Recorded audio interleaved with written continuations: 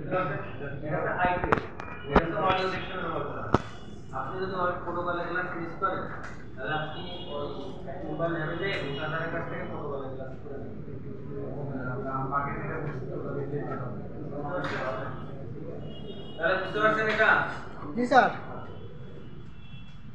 3 নম্বর LCD light সেকশনে কি কি থাকে? লাইট আইসি ইনপুট ভোল্টেজ কত এবং সিএবিসি সিগন্যালের ভোল্টেজ কত এবং বুস্টিং ভোল্টেজ কত? এটা লিখছেন কি? পেছনে বলেন স্যার এলসিডির লাইট চেনার উপায় হচ্ছে একটা হচ্ছে বুস্ট কয়েল থাকবে, একটা হচ্ছে ডায়োড থাকবে আর 50 ভোল্টের ক্যাপাসিটর থাকবে।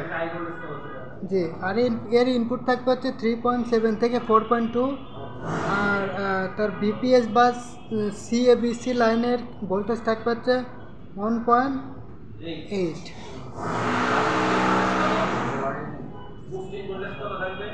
বুস্টিং ভোল্টেজ আপনার 15 প্লাস। জি স্যার। বুস্টিং ভোল্টেজ থাকবে 15 প্লাস।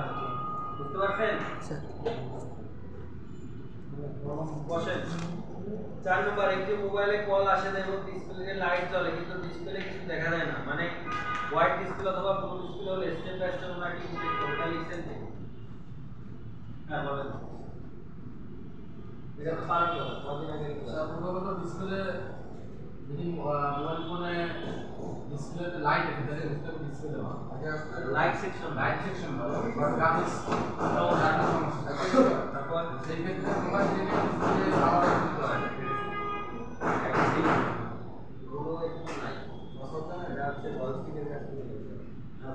সেই ক্ষেত্রে মোবাইল থেকে ডিসপ্লে আলাদা দিতে হবে।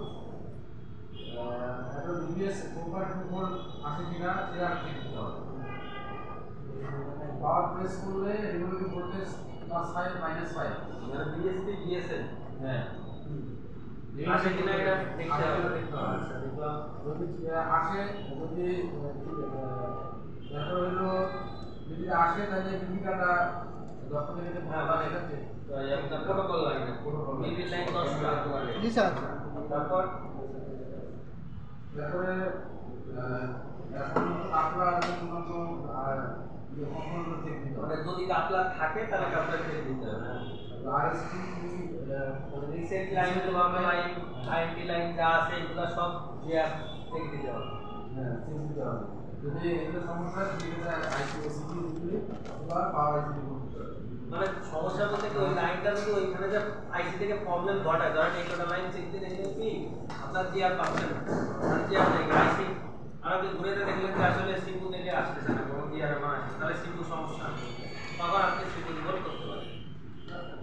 অর্থাৎ মূল বিষয়টা কি দাঁড়ালো হচ্ছে যে তোমার লাইট আসতেছে তাহলে লাইট তো সেকশন হবে, না তোমার ডিসপ্লেতে লাইট আসতো না, আসে গ্রাফিক্স আসে, তাহলে গ্রাফিক্সের সঙ্গে রিলেটেড যে লাইনগুলো সেগুলো আমরা চেক করব। এটা বুঝতে পারছেন? কি চেক দিব? জিআর চেক দিব আর ভোল্টেজ চেক দিলে আমরা আমাদের সমস্যা পেয়ে যাব। 5 নম্বর একটি মোবাইলে কল আসে যায় সবকিছু ঠিক আছে কিন্তু চার্জ দিলে চার্জ হয় না, স্টেপ বাই স্টেপ এটা কিভাবে সমাধান করব? এটা লিখছেন কেউ?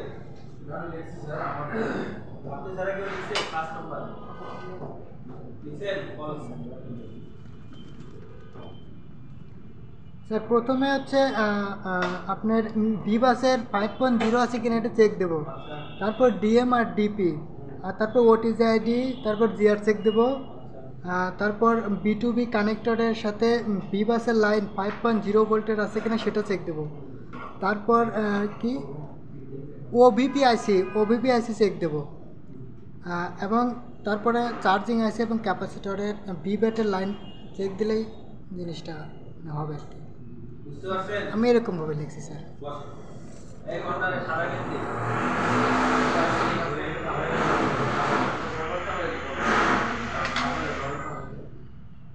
আপনি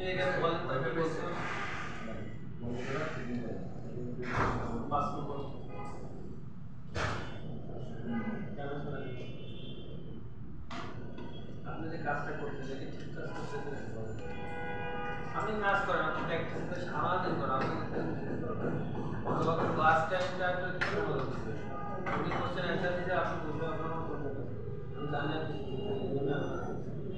এগুলো করা ঠিক।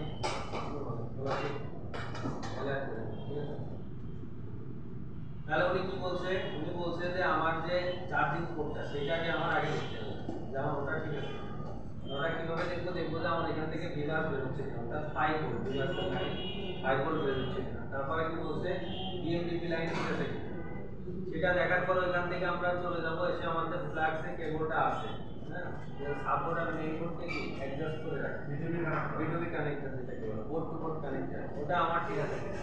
তারপর আমার ওপিআইসি ঠিক আছে কিনা, তারপরে এই লাইনের ভিতরে ক্যাপাসিটর থাকে সেটা ঠিক আছে কিনা, চার্জিং আইসি ঠিক আছে কিনা, বিপিএস তৈরি হচ্ছে কিনা, তারপর আবার বার আইসি ঠিক আছে কিনা, এই ইনক্লুডেড বিষয়গুলো আপনার মেজারমেন্ট করতে হবে।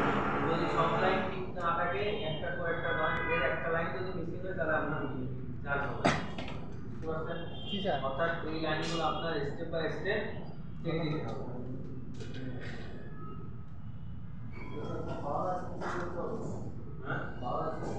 বার আইসি পরও যাইছে, বার আইসি দিলেই তো হচ্ছে না, আপনার চার্জিং এর লোগো না আসলে কি আমরা ওইখান থেকে বলছি সিপিইউতে যাচ্ছে না, সিপিইউতে আবার ইমেন্সিটি এবার গ্রাফ হচ্ছে যাচ্ছে, গ্রাফ থেকে আসার পরেই না চার্জিং লোগো আপনি দেখছেন। অর্থাৎ আপনার ওই যে আপনার একটা চিত্র দিছিলাম না, এটা ফ্লেক্সে করে চিত্র দেখাইছেন না গত ক্লাসে, আপনারা আরেকবার দেখেন এই যে চিত্রটা মনে আছে, দেখেন তুমি যেটা বলছো এখানে তো আছে চলে যাও না, আপনারা দেখলে তুলে নেন,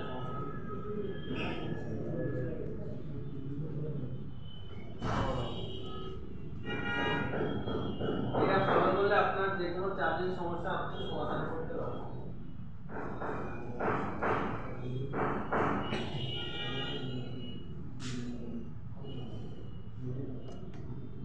আচ্ছা এবার চলে আসেন 6 নম্বরে, টাচ স্ক্রিনের লাইনে I2C প্রোটোকল ব্যবহৃত হলে টাচ স্ক্রিনের লাইন কয়টি ও কি কি লিখো, টাচ স্ক্রিনের কয়টি লাইন সিপিইউ কন্ট্রোল করে, টাচ স্ক্রিনের লাইনে কোন ধরনের ভোল্টেজ পাওয়া যায়, এই লাইনে ভোল্টেজ কত হয়ে থাকে এবং কোন কোন আইসি টাচ ভোল্টেজ দিয়ে থাকে। 6 নম্বর তো লিখছেন আপনি স্যার, আপনি লিখছেন বাকি যে সমস্যা বলেন তো, লেখেন কি কেন? আচ্ছা বলেন, আপনি বলেন। টাচ স্ক্রিনের লাইনে এর পুরো I2C প্রোটোকল বলে এটা টাচ পাঁচটি হবে, লাইন পাঁচটি হবে। আচ্ছা I2C LDA, I2C SCL, interrupt আর রিসেট, একটা ভোল্টেজ আর একটা ভোল্টেজ সেগুলো লিখে। আর এটা চেনার উপায় হচ্ছে চারটি এই চারটি লাইনে সিপিইউ কন্ট্রোল করে, আর রেগুলেটরি ভোল্টেজ পাওয়া যায় পাওয়ার আইসি থেকে। পাওয়ার আইসি পাই এটা তো আমি বলছি, আমি আরেকবার রিপিট করে দিই বিষয়টা থেকে। আমার যে টাচের লাইন এটা কয়টা তিনটা ছিল না? জি স্যার। একটা ছিল ভোল্টেজের লাইন, একটা রিসেটের লাইন আর একটা আইসি লাইন, অর্থাৎ তিনটা লাইন, তাই তো? এখন কথা হচ্ছে কি আমার I2C প্রোটোকল যদি এখানে ব্যবহার করে তাহলে I2C প্রোটোকলের লাইন এটা দুটো সিরিয়াল ডাটা সিরিয়াল গুলো, তাহলে কোর তিনটার এই দুটো, তাহলে কয়টা হলো? পাঁচটা। এখন পাঁচটার ভিতরে সিপিইউ কন্ট্রোল করে চারটা, সিরিয়াল ডাটা সিরিয়াল গুলো রিসেট আর আইএনটি লাইন, অর্থাৎ তিনটার লাইন, তাহলে বাকি থাকলো কয়টা? একটা। ভোল্টেজের লাইন অলওয়েজ কি পাওয়ার আইসি, হ্যাঁ এখানে এলডিও ভোল্টেজ দিতে পারে আবার পাওয়ার আইসিও দিতে পারে, ঠিক আছে? মানে অটোমেটিক্যালি পাওয়ার আইসিতেও যেতে পারে আবার বাইরে এলডিও ব্যবহার করতে পারে, তাহলে কোম্পানির উপরে নির্ভর করে কোম্পানি কিভাবে দিবে, বুঝতে পারছেন বিষয়টা? আর এখানে বলছে ভোল্টেজ, ভোল্টেজ কি আমার যে মেইন ভোল্টেজের যে লাইন থাকে সেখানে আমি কত ভোল্টেজ পাবো?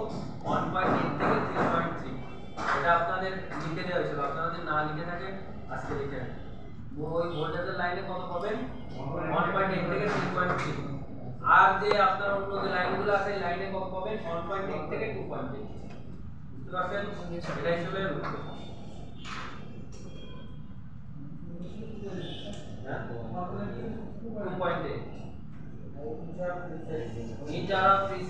তারপরে সিরিয়াল ডাটা সিরিয়াল ক্লক। একটা জিনিস মনে রাখবেন, I2C প্রোটোকলে কিন্তু ক্লক ভোল্টেজের প্রয়োজন হয়, জানেন? এছাড়া অন্য কোনো প্রোটোকলে ব্যবহার করে এখানে কিন্তু 2.2 এর একটা টুকরো রেজিস্টার ব্যবহার করা হয়। 2.2 রেজিস্টার, হ্যাঁ এটা আপনারা মাথায় রাখবেন। ক্লক ভোল্টেজ মানে কি?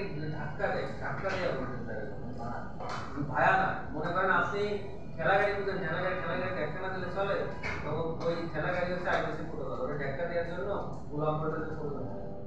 এবং এই লাইনে 2.2 এর দুটো রেজিস্টার ব্যবহার করা হয়, এটা মাথায় রাখতে হবে। আর অন্য কোনো প্রোটোকলে এই গোলাম ভোল্টেজের প্রয়োজন হয় না, একমাত্র আইওসি প্রোটোকলে ব্যবহার করা হয়। এই রেজিস্টারে কোনো প্রবলেম হলে কিন্তু এই প্রোটোকল কাজ করবে না, এটা আপনার মাথায় রাখতে হবে। এটা বন্ধ করলে যদি আইওসি প্রোটোকল ব্যবহার করা হয় দেখবেন যে এটা দেওয়া আছে। আচ্ছা 7 নম্বর, এটা সহজ কোশ্চেন। VREL17 2P8 এই লাইনের বিস্তারিত লিখো। তো লিখছেন এটা? তো বলেন।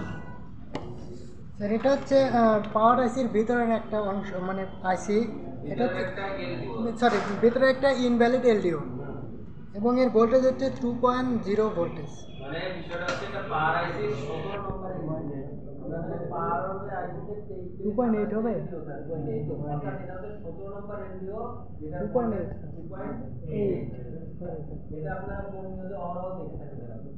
এটা হচ্ছে কোনের একটা ভাষা, দেখেন বোর্ড কিন্তু অনেক ধরনের ভাষা ব্যবহার করে, এগুলো আপনার এই ভাষাগুলো মুখস্থ জানতে হবে, মুখস্থ না করলে বুঝতে হবে যেটা এই বলছে। নাহলে আপনার এই যে আইসির কাজটা যখন একটা আপডেট ভার্সনে করবেন বা অ্যাডভান্সে যারা ভর্তি হবে, এরা একদম মাঝে স্যার ক্লাস করাইলে কিছু বুঝবেন না, আমাদের মাথার উপর দিয়ে কি যায় কিছুই তো বুঝবে না।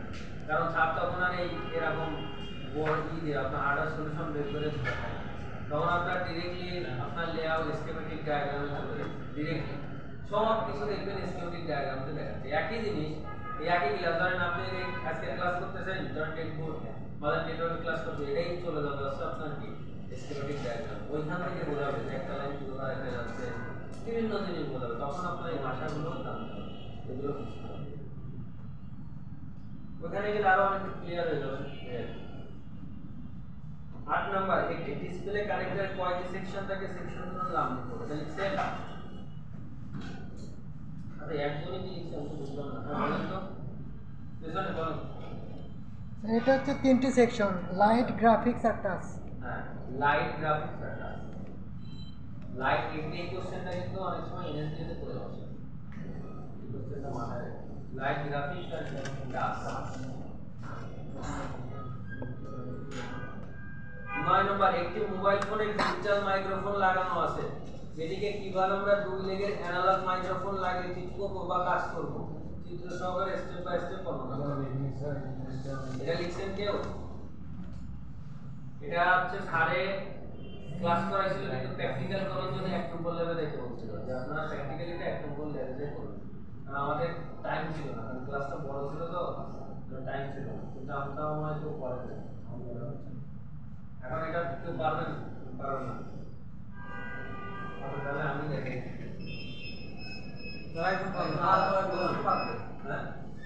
পারবেন, বলেন তো।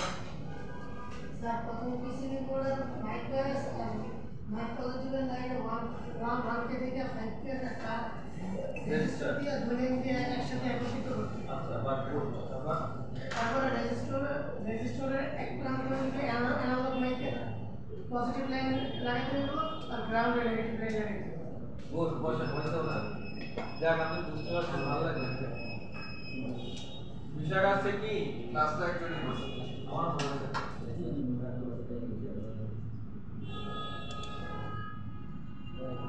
এটা আমাদের কি ডিজিটাল মাইক্রোফোন, তাই না? জি স্যার। এটা কি ডাটা লাইন, তাই তো? জি স্যার। সাত চিত্র দিয়ে এত সুন্দর করে বোঝাইলো, মনে থাকার তো কথা, আপনারা মনে রাখবেন না। তাহলে এটা ডাটা আর এটা কি বায়াস, আর এটা হচ্ছে কি গ্রাউন্ড, জিএনডি, তাই না? এখন উনি কি বলছে, এই একটা লাইন বের করব, এখান থেকে আর একটা লাইন বের করব, করে এখানে একটা কি রেজিস্টার লাগাবো। রেজিস্টার মান থাকবে 1k থেকে 5k, তাই তো? জি স্যার। এরপরে কি করব, আমার যে অ্যানালগ মাইক্রোফোন আছে দুটো লেগ থাকবে না, একটা নেগেটিভ একটা কি পজিটিভ, তাহলে পজিটিভটাকে আমি এর সাথে লাগাই আর নেগেটিভটাকে গ্রাউন্ড লাগাই। কি হয়ে গেল আপনার ফর্মুলাটা? এটাই বুঝতে পারছেন বিষয়টা? আপনি কি করবেন, এই ডাটার বায়াস লাইনের মাঝখানে কি করবেন, একটা রেজিস্টার লাগাই দেবেন যার মান হবে 1k থেকে 5k, আর অ্যানালগের যে প্লাস মাইনাস আছে এর সাথে কি করবেন, প্লাসের সাথে ডাটা লাইনটা অ্যাডজাস্ট করে দিবেন আর মাইনাসের সাথে গ্রাউন্ড লাগাবেন। স্যার প্রশ্নটা একটি মোবাইল ফোনে ডিজিটাল মাইক্রোফোন লাগানো আছে। হ্যাঁ, এটাই তো বলবো, এটাই অ্যানালগে কনভার্ট করতে বলছে। এটাই আমরা কনভার্ট করতে বলবো। তখন এই যে ডিজিটাল অ্যানালগ, এটাই অ্যানালগ আর এটা ডিজিটাল।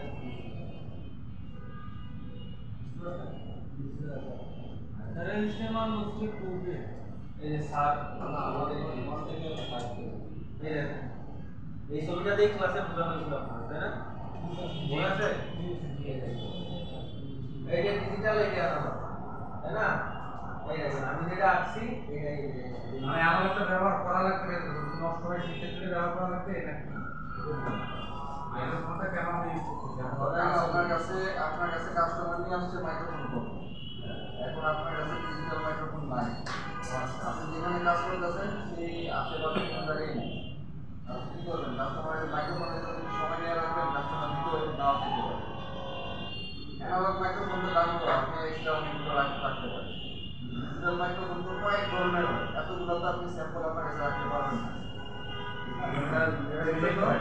এখন ইমার্জেন্সি কাস্টমারকে কি করতে হবে, ইমার্জেন্সি সাপোর্ট দিতে হয়, তখন আপনি ওই অ্যানালগকেই আপনার ডিজিটালে কনভার্ট করে দিতে পারবেন।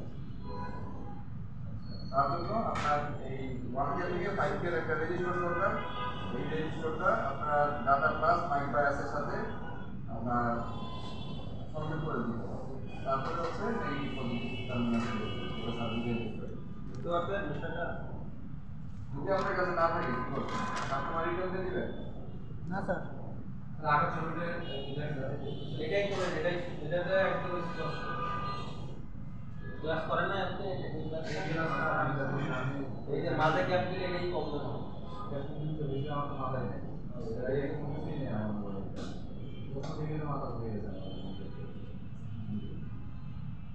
এগুলো আপনাদের মাথায় রাখতে হবে, বেসিক জিনিস তো রাখতেই হবে, নাহলে তো সার্ভিসিং করে বেশি ভালো কিছু করা সম্ভব নয়। আচ্ছা 10 নম্বর, এটা ক্লিয়ার সবাই? সালাম 10 চলে যাবে। একটি টাচ সেকশনে এসপিআই প্রোটোকল ব্যবহৃত হলে টাচের টার্মিনাল কয়টি হয় এবং টার্মিনালগুলোর নাম লিখো।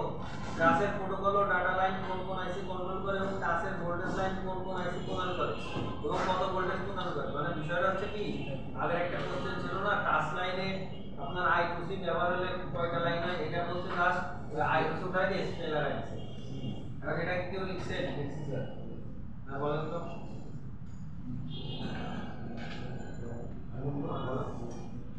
এসপিআই ব্যবহৃত হলে 7টি টার্মিনাল লাইন হবে।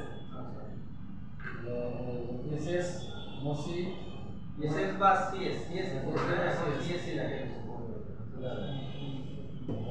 এমআইএসও, সিরিয়ালমূলক সিরিয়াল ডাটা রিসেট, এসএসটা একটু ইউজ হয় না, এসএসটা ইউজ হয় না, সিএসসি লিখতে। আমরা তো সিএসসি লিখছিলাম, ওটা লিখেছিল যে এসএস হয় সিএস হয়, তো আপনার সিএসটাই পড়ে। জি sir, CS CS select, chip select আর হলো মসি মিসো, মসি মিসো, তারপরে সিরিয়ালমূলক সিরিয়াল ডাটা রিসেট আর হলো ভোল্টেজ এগুলো লিখতে। বিষয়টা আছে কি, আমি একটু ভেঙে বলি, তাই না? কথা আছে কি, আমাদের যে এসপিআই প্রোটোকলের লাইন কয়টা থাকে? 7টি। এসপিআই চারটা কি বলবো? চারটা। সিএস, মসি মিসো, ব্লক। আর টাচের কয়টা? 3টা। রিসেট, ভোল্টেজ আর ইন্টারাপ্ট লাইন। তাহলে ওই চারটা আর এই তিনটা কয়টা হলো? 7টা। তাহলে আমার টোটাল যদি আমি এসপিআই প্রোটোকল ব্যবহার করি তাহলে লাইন কয়টা হবে? 7টা। তাহলে এটার ভিতরে যে আমার ক্লক লাইন আছে, ডাটা লাইন আছে, রিসেট লাইন আছে, ইন্টারাপ্ট লাইন আছে, মসি মিসো, এইগুলো কে কন্ট্রোল করবে? Sir protocol CPU. সবার সাথে সিপিইউ কানেক্টেড, জি স্যার। তার সিপিইউ কন্ট্রোল করবে। তাহলে 6টা লাইন কি কন্ট্রোল করলো? সিপিইউ। বাকি থাকলো কয়টা? একটা ভোল্টেজ লাইন, এটা কি কন্ট্রোল করবে? এলডিও বা পাওয়ার আইসি। বা এলডিও। বুঝতে পারছেন? অর্থাৎ পাওয়ারের সাথে পাওয়ারের সম্পর্ক আর কন্ট্রোলের সঙ্গে সিপিইউ সম্পর্ক। বুঝতে পারছেন? জি স্যার। এবং এটার ভোল্টেজ হচ্ছে 1.8 থেকে 3.3। ভোল্টেজটা যদি বলে দিই, ভোল্টেজটা হচ্ছে আপনার ওই একই ভোল্টেজের লাইনে 1.8 থেকে 3.3 আর বাকি লাইনগুলোতে 1.8 থেকে 2.3। এবং এর পুরো ভোল্টেজ থাকবে না। এখানে কোনো পুল আপ ভোল্টেজ থাকবে না। কেন? এখানে তো I2C ব্যবহার করে, জি স্যার। এখানে তো করছে SPA। একমাত্র I2C প্রোটোকলেই পুল আপ লাগে, অন্য কোনো প্রোটোকলে লাগে। আচ্ছা, এরপরে আসেন, শেষ করছেন এলইডি লাইট সেকশন চিনবার উপায়, এটা তো লিখছেন, এটা একদম লাস্টের ক্লাস। তিনটা বড় কয়েল থাকবে। হ্যাঁ বলেন তো। এলইডি ডিসপ্লেতে মূলত আমরা অ্যামোলেড ডিসপ্লে যেটা বুঝি। আচ্ছা, আর এর ভিতরে তিনটি বড় বড় কয়েল থাকবে এবং একটি কয়েলের দুই দিকে বিন্দু। আশেপাশে প্যাকেজ ক্যাপাসিটর থাকবে। আচ্ছা প্যাকেজ বুঝতে পারছেন? জি স্যার। এটা পণ্যতেও আমরা দেখাইছিলাম ডাইরেক্ট বোর্ডে যে আসলে এরকম থাকে কিনা। প্যাকেজ ক্যাপাসিটর কিন্তু বুঝতে পারছেন যে একসঙ্গে 4টা বা 5টা বা 6টা প্যাকেজ আকারে থাকে। আর তিনটা কয়েল থাকবে, যার একটা কয়েলে দুই পাশে কি দিবে? বিল দিবে। বুঝতে পারছেন? জি স্যার। এটাই হচ্ছে আপনার কি এলইডি সেকশন সিম্বল। বিষয়টা ক্লিয়ার? এখন দেখেন এই অ্যাসাইনমেন্টটা করলে কি হতো, আপনাদের এই যে বারবার করি যে পুরো একজনকে রাগ করছিলেন, যে করলে কি হতো, করলে হতো কি দেখেন এই অ্যাসাইনমেন্ট গুলো আপনার দেখেন প্রায় 9টা থেকে 10টা ক্লাস হয়ে যাচ্ছে এক অ্যাসাইনমেন্ট, তাই না? কতগুলো সেকশন নিয়ে কথা বলা হলো না? এখন এগুলো যদি আপনি লিখতে যেতেন তখন আপনি নিশ্চয়ই খাতা খুলতেন, খাতা খুলে ঘেটে ঘুটে লিখতেন, তাহলে কি আপনার আবার রিভিশন দেওয়া যাবে, আবার এই যে আসছেন আবার আমি পড়ালাম আবার রিভিশন হয়ে যাবে, তাহলে উপকারটা কার পাবেন? এই জন্য আপনাদের অ্যাসাইনমেন্টটা দেওয়া, আর এই জন্য আমরা তো রাত করে চাপাচাপি করি যে অ্যাসাইনমেন্ট করে নিয়ে আসেন, এটা করেন ওটা করেন। দেখেন এত ক্লাস করানো হচ্ছে তাও কিন্তু সঠিকভাবে সবাই কিন্তু পারে, অথচ সবই কিন্তু খাতাই ছিল, তারা বুঝতে পারবে। তো এই অ্যাসাইনমেন্টগুলো তো আপনাদের এখন শেষ পর্যায়ে আসবে, আপনার 2 ক্লাস আছে, এই জন্য আসলে খালি খালি রাগারাগি করে খারাপ করে তোলা হবে। এটি ওনকে লাস্ট অ্যাসাইনমেন্ট না স্যার? বললাম আপনারা বলেন কি ব্যাপার, স্যার শুধু রাগারাগি করে, যেটা তো আপনাদের ভালো ছিল না, মানে বেসিক যা কোশ্চেন করছেন আপনাদের এগুলো তো আপনার জানতেই হবে। এই যে কটা কোশ্চেন করে দেখেন সব সার্ভিসিং আসে না, কাস্টমারের ডিরেক্টলি এসে বলবে যে ভাই আমার তো এই সমস্যা, তখন আপনি কই যাবেন? তখন তো আপনার সার্ভিসিং করাই যাবে, তাই না? তাহলে যেমন বিকালের ব্যাচের 3টা একটা কোশ্চেন এলডিওর লেখটাকে হচ্ছে টার্মিনাল থেকে 3টা পাইলে কি আপনি খাতায় লিখছেন কি খাতা সেই খাতায় চলে যায় না, কিছু বলে অথবা এই কোশ্চেনটা তো পারবেন এই তাহলে অবশ্যই তো এরপরেও বলি আপনাদের যদি আপনাদের সমস্যা থাকে এখনো সময় আছে 7-8 দিন, আপনার 1 নম্বর ল্যাবে যে স্যারের কাছ থেকে ব্যাকআপ নেবেন। এরপরেও যদি মনে হয় যে না আমি এত লোকের সামনে লজ্জা কিছু বলতে পারতেছি না বা স্যার আমার লজ্জা লাগে, তাহলে আপনার ইন্ডিভিজুয়াল কোনো স্যারের নাম করবো না, আপনার যে কোনো স্যার, কারণ আমাকে অন্য যে কোনো স্যারকে যাকে ভালো লাগে আপনি শুধু নক দিবেন যে বলবেন স্যার আমার এই বিষয়ে আমার সমস্যা, আপনি আমার সাথে ডিজাইন করবেন, আপনাকে যে কোনো স্যারই এটা আপনার উপরে ছেড়ে দিলাম, আপনার যাকে ভালো লাগে কোনো ইন্ডিভিজুয়াল। আমি যে কোচিং করে আপনাদের দেখতে যে আমাকে কোনো এরকম ব্যাপার না, আমাকে ভালো লাগলে বলেন না, অন্য যে কোনো স্যারকে বলেন, আপনাদের ইচ্ছা যে কোনো স্যার। জি স্যার। অর্থাৎ আপনাদের যদি সমস্যা থাকে অনেকে লজ্জার জন্য বলে না, এরকমও আছে আমাদের হয়তো কে কি মনে করবে না, মনে করার কিছু নেই, স্যারের পার্সোনালি লগ দিবেন স্যার আমি জিনিসটা স্যার অবশ্যই আপনাকে বুঝে দেবেন, ঠিক আছে? তাও অন্তত পক্ষে এই 7-8 দিনের ভিতরে একটা রিকভারি করে ফেলেন, আপনাদের কিন্তু বেশি ক্লাস নেই, সম্ভবত আপনাদের 1 অথবা 2 ক্লাস শেষ হয়ে যাবে, তারপর হয়তো বা রিভিউ একটা কি 2 ক্লাস হতে পারে, এরপর আপনাদের নেক্সট ডে ক্লাস শুরু হবে, নেক্সট ডে ক্লাস বা নেক্সট ডে তারপরে রিভিউ করবেন, অর্থাৎ সময় খুবই কম। এরপরে টাচের ক্লাস, তারপরে নেটওয়ার্ক, ওয়াইফাই ব্লুটুথ শেষ, এরপরে সফটওয়্যার অ্যান্ড্রয়েড দিন, আইফোন দিন, যাতে ক্লোজ সিলেবাস দেখেন মিলাই দেখেন আপনার সিলেবাস এটাই আছে, অর্থাৎ বেশি দিন আর সময় নেই, যে এই যে 6-7 দিন সময় আছে, এই 6-7 দিনের ভিতরে অনেক কিছু ব্যবহার করা যায়, অন্তত যেটা বুঝেন না সেটা বুঝে যান, পরে ধরেন সমস্যা তো থাকবেই, এমন না সমস্যা থাকবে না, এখান থেকে বেরোনোর পরেও যে আমাদের নক দিলে আমরা বলবো না সেটা না, আপনি এখান থেকে বেরোও যদি আপনি আমাকে ফোন দেন অবশ্যই আমি যে কোনো সারি এখনো আমাদের এই ফিজিক্যাল বাইরে মার্কেটে কাজ করে, আগে যে সিলেট থেকে একজন ফোন দিচ্ছে আমার স্যার এই সমস্যা, অন্য স্যারকেও দেয়, সবাই দেয়, পার্সোনালি সব স্যারকেই মত দেয়, স্যার করবেন তারপর আমি না পারলে বলবো স্যারের সাথে যোগাযোগ করে, এরকম অনেক আপনারাও দেবেন অনেকে, হয়তো দেরি হবে দিকে, কারণ আমি এখন ক্লাস নিচ্ছি এখন অন্তত রেকর্ড দেখতে হবে, হয়তো 10 মিনিট এক ঘন্টা তো বাসায় যে নক করুন এরকম হবে। আমাদের গ্রুপ হোয়াটসঅ্যাপ যে গ্রুপ এটা সারাদিন সারাদিন থাকবে না, আমরা সমস্যা তখন আচ্ছা গ্রুপে না, অনেকে গ্রুপে লজ্জা পায়, পার্সোনাল তো পার্সোনালি আমরা তো হারাই যাচ্ছি না, আমাদের তো নাম্বার সবাই কাছেই তো আছে, আপনি তার ওইখানে পার্সোনালি নাম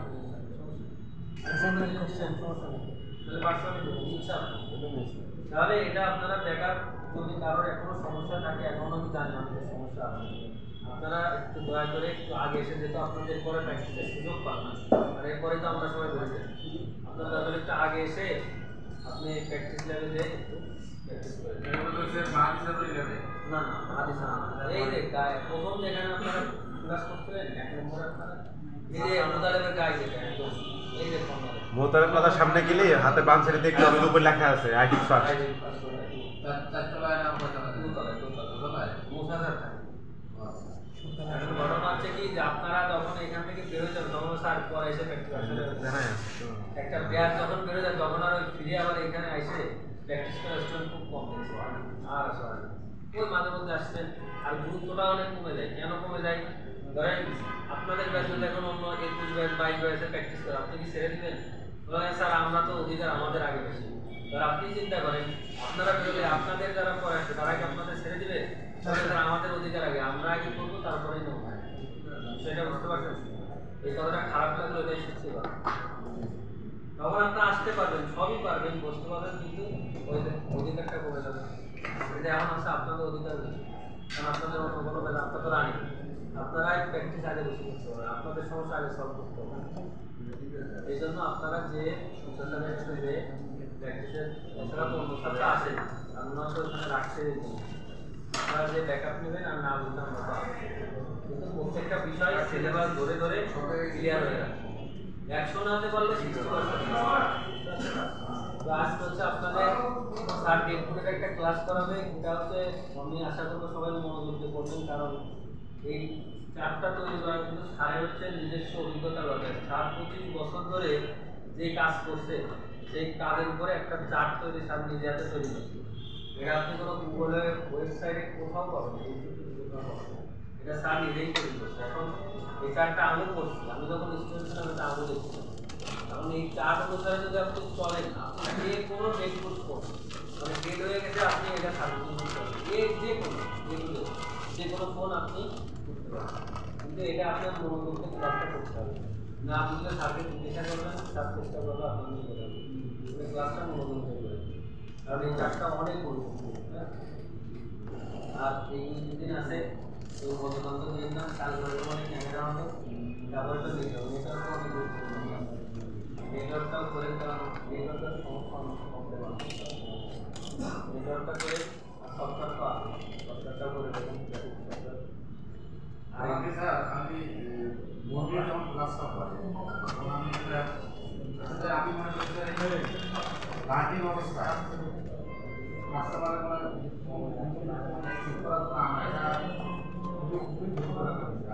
কারণ আপনি নিজে করতে আমি ক্লাস আমি নিজে নিয়ে আমার বাবা আমি ফোন পাইছিলাম আসছি না দিদি আসছি আমার ক্লাস মতো সব রাইট।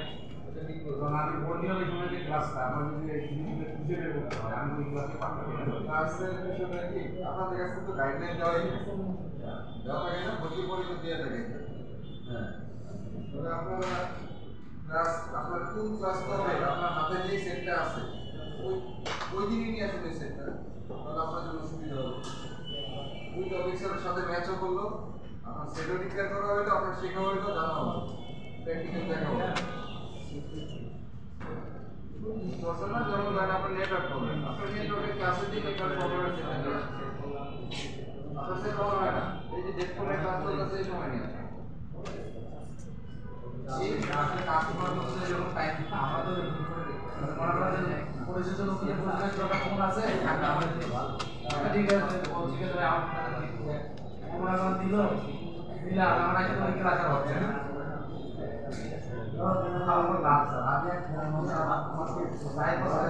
গাইডলাইন অনুসারে ক্লাস নষ্ট হয়ে গেছে।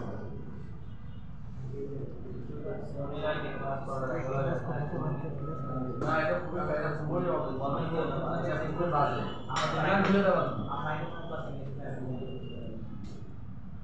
এটা তো আর করা যাবে না।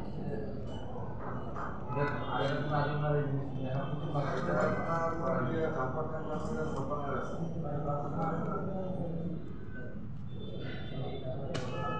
চলো চার করতে।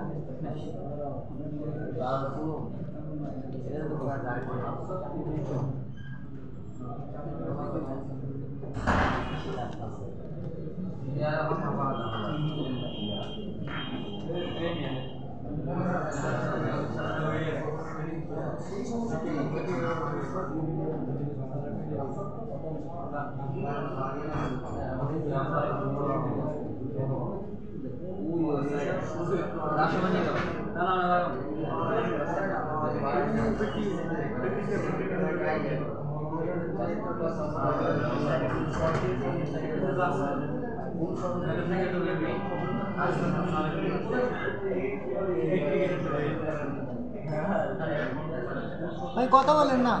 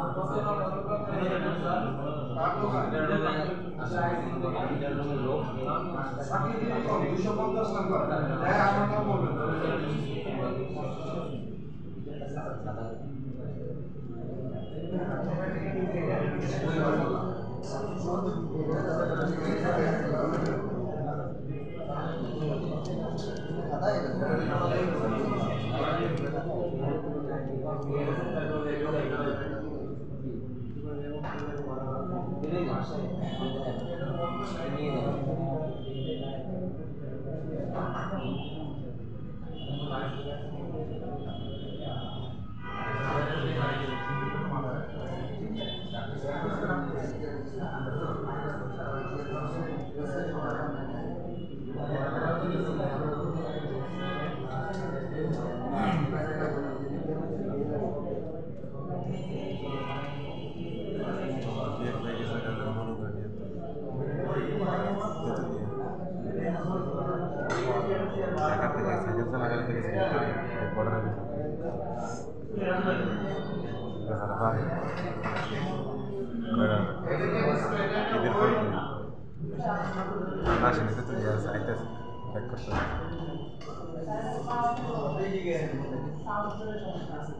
সাউন্ডের সমস্যা করতে গিয়ে তো চার্জিং সমস্যা বানাইছেন, সেট রেট বানাইছেন।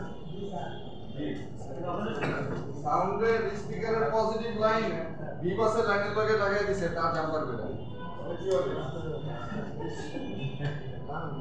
এমনকি বিটিভি কানেক্টর গরম হয়ে গইলা অর্ধেক কানেক্টর ভাঙা আইসা গেছে।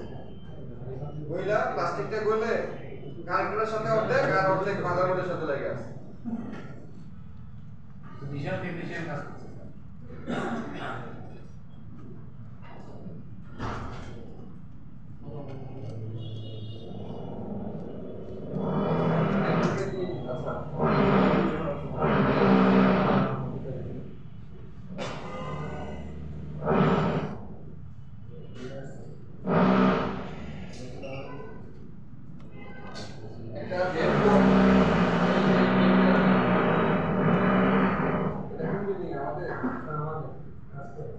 এক ঘন্টা পরে করতে বলেন।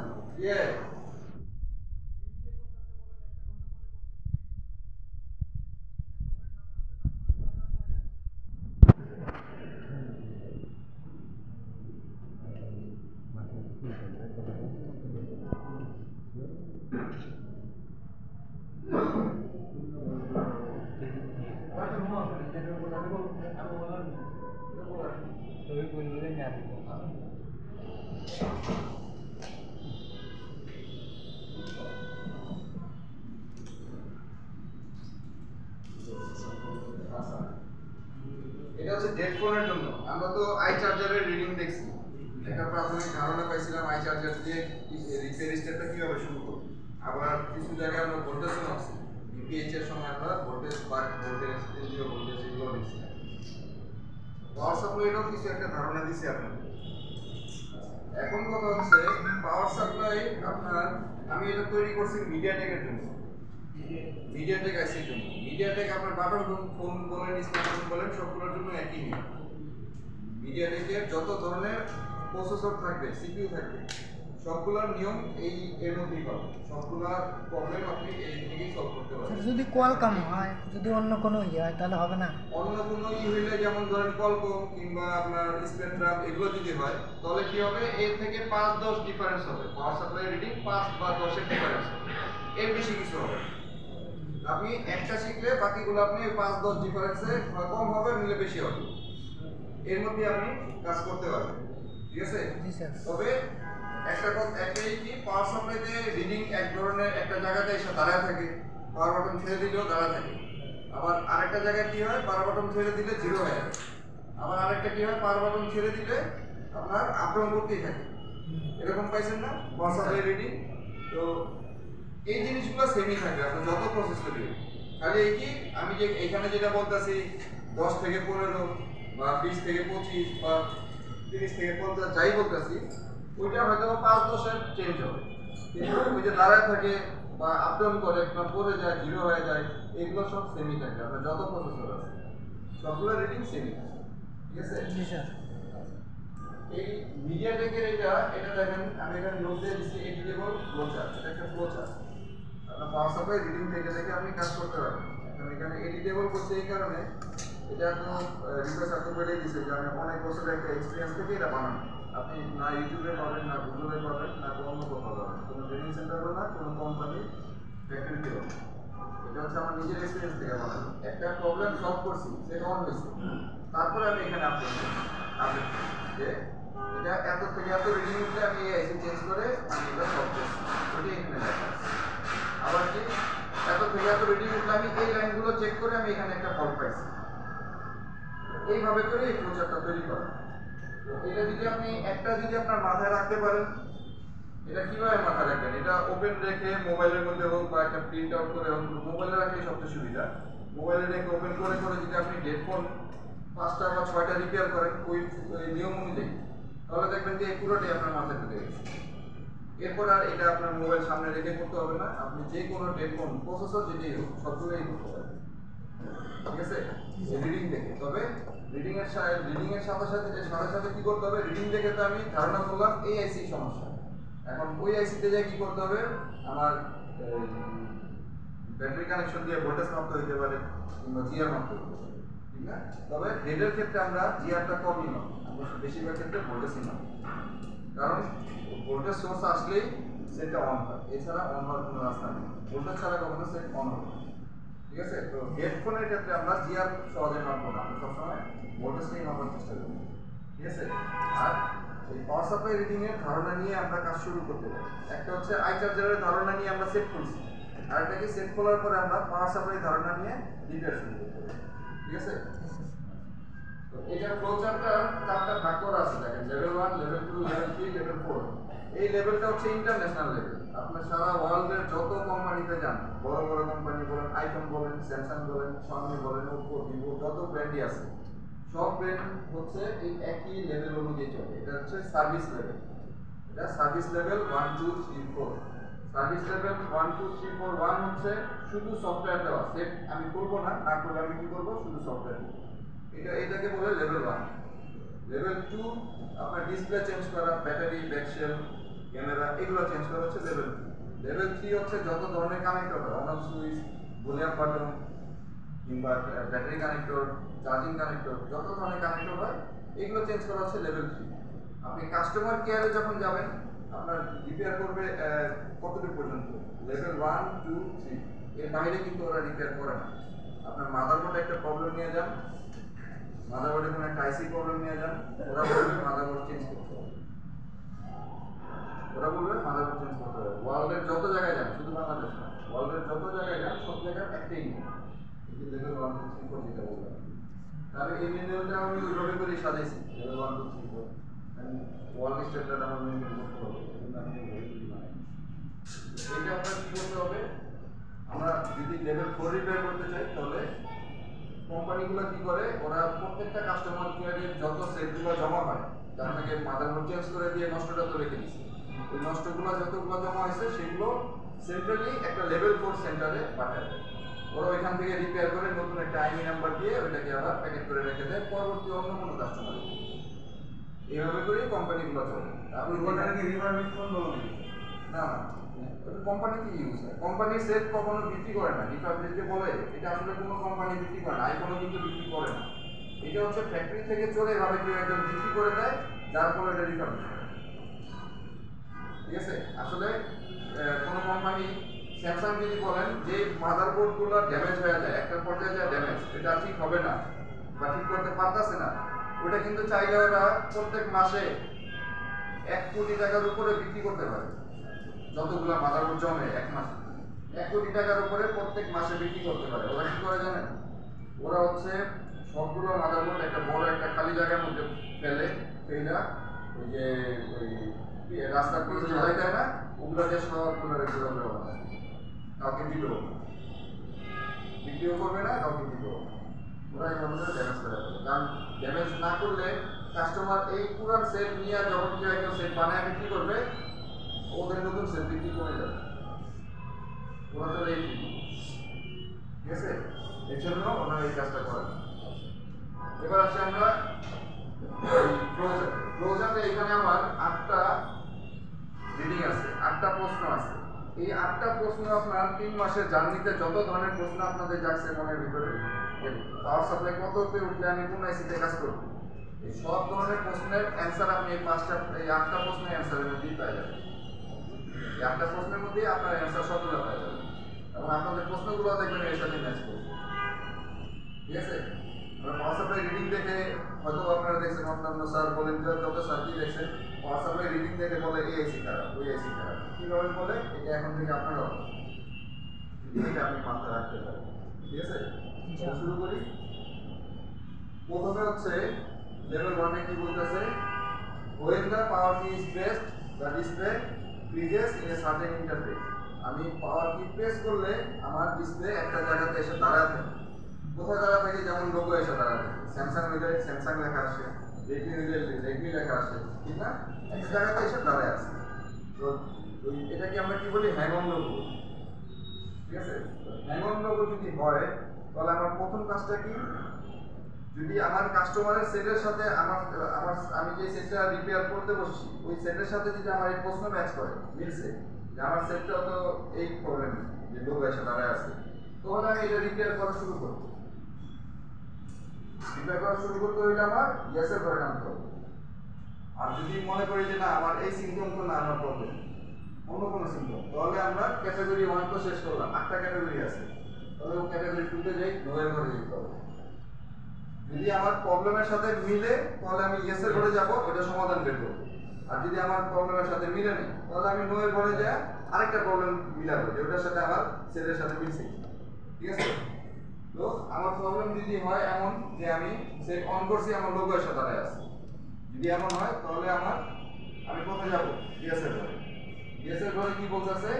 আমার আপডেট সফটওয়্যার ভার্সন এবং যে ড্রাইভার, আপনার সফটওয়্যার দিতে হবে, আপডেট ড্রাইভার ইনস্টল করতে হবে, সফটওয়্যার দিতে হবে এবং ভার্সন চেক করে দিতে হবে। ভার্সন কেন চেক করব? ভার্সনের বিষয়টা হচ্ছে আপনি একটা সেট, একটা কোম্পানি যখন একটা সেট ধরেন 15 সালে বের করছে, 1 লাখ প্রোডাকশন হয়েছে, ওইটা সেলও হয়েছে ভালো। এখন 16 সালে ওই কোম্পানি চিন্তা করতেছে যে আমি এই সেম মডেলটা আবার বের করি, কাস্টমার তো চাহিদা আছে ভালো, ওরা আবার 1 লাখ প্রোডাকশনে পাঠায়। 1 লাখ প্রোডাকশনে যখন আবার পাঠায়, দেখেন পুরাতন যাদের কাছ থেকে ডিসপ্লে বানাইছিল তাদের কাছে ডিসপ্লেটা নাই, ডিসপ্লে দিতে পারতেছে না। এখন অন্য আরেকটা ফ্যাক্টরিতে গেছে ডিসপ্লে বানানোর জন্য, অন্য আরেকটা ফ্যাক্টরিতে যখন ডিসপ্লে বানাইছে, এখন এটার জন্য কি দরকার? এটার জন্য সফটওয়্যার দরকার। সফটওয়্যারটা মডিফাই করতে হবে, কারণ এই ডিসপ্লে ড্রাইভারটা দিতে হবে বোর্ডের মধ্যে। ওইটা হার্ডওয়্যার ছিল একরকম, এটা হার্ডওয়্যার হিসেবে আরেক রকম। এখন আমরা এটা ড্রাইভার দিতে হবে, তো সফটওয়্যার মডিফাই করি। এই কারণে আপনারা সফটওয়্যার ক্লাসে যদিও শিখাবে আপনাদের, আমি ধারণা দিয়ে দিচ্ছি, আপনার হার্ডওয়্যার ভার্সন দেখে আপনার সফটওয়্যার দিতে হবে। হার্ডওয়্যার ভার্সন ম্যাচ না করলে আপনি সফটওয়্যার দিলে কি হবে? আপনি দেখবেন যে সেটের ডিসপ্লে আসবে না, অন্ধকার হয়ে আছে। সেট কিন্তু আপনি পাওয়ার সফটওয়্যার দিয়ে চেক করে দেখবেন সেট রানিং আছে, কিন্তু আপনার ডিসপ্লেতে কিছু আসবে। আবার অনেক সময় দেখবেন লোগো এসে দাঁড়ায় আছে, আবার অনেক সময় দেখবেন কি সেট অনই হচ্ছে না। যেখানে আপনার হার্ডওয়্যার চেঞ্জ হয়েছে ওই জায়গাটাই আপনার কাজ করবে ভুল ফেলের কারণে। এই কারণে হার্ডওয়্যার ভার্সন চেক করে আপনি সফটওয়্যার দিতে হবে। ঠিক আছে, তাহলে আমরা লেভেল 1 ছেড়ে দিলাম, এবার লেভেল 2 তে আসি। লেভেল 2 তে কি? লেভেল 2 এবং 3 দুটো একসাথেই করছি। There is no current when the power key is pressed। আমি পাওয়ার কি প্রেস করলে আমার পাওয়ার সাপ্লাইতে কোনো কারেন্ট দেখায় না,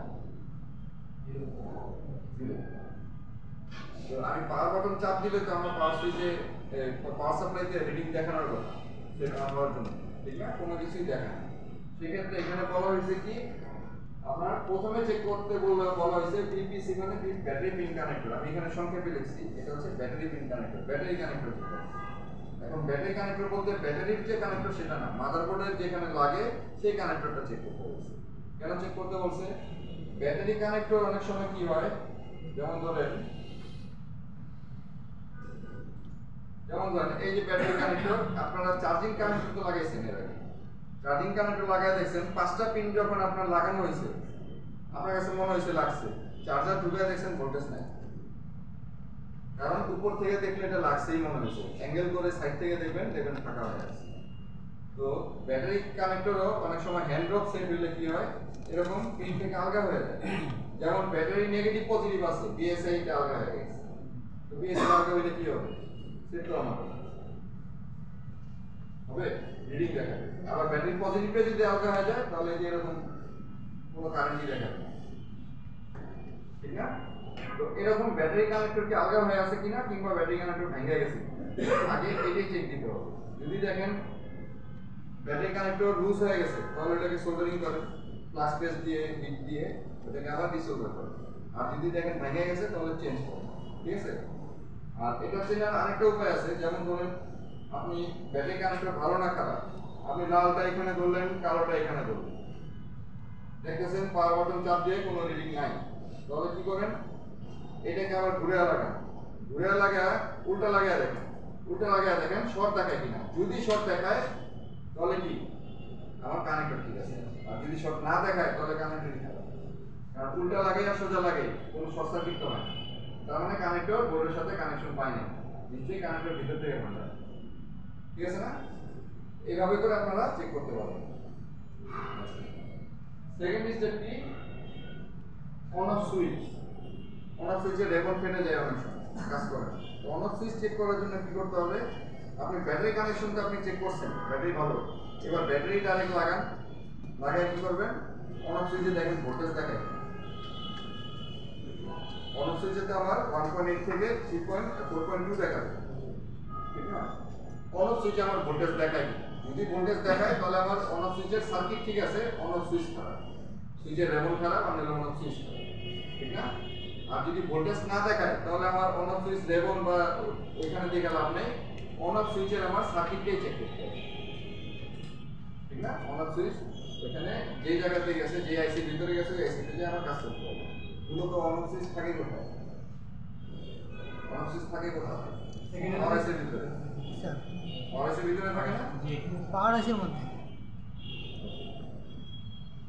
তাহলে আমরা কি করব, যদি অন অফ সুইচ ছিঁড়ে যায়, ফেটে যায় বা ভেঙে যায় তাহলে আমরা চেঞ্জ করব। আর যদি ধরেন এই ধরনের অন অফ সুইচ হয়, অনেক সময় জ্যাম হয়ে যায়, 10 বার চাপ দিলে একটা কাজ করে, তাহলে এই ধরনের হইলে আমরা রিসলভার করতে পারি, কিনার দিয়ে একটু ভালোভাবে ওয়াশ করতে পারি, অথবা যদি নড়াচড়া করে তাহলে ফ্লাক্স পেজ দিয়ে আমরা হিট দিয়ে আবার নতুন করে বসে দিতে পারি।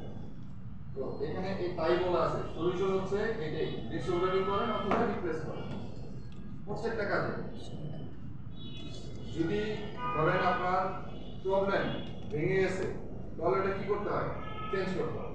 আর যদি ধরেন ড্রাই সোল হয়ে গেছে, কারেন্ট পাচ্ছে না, একটু আলগা হয়ে আছে, তাহলে এটাকে কি করতে হয়, রিসলভার।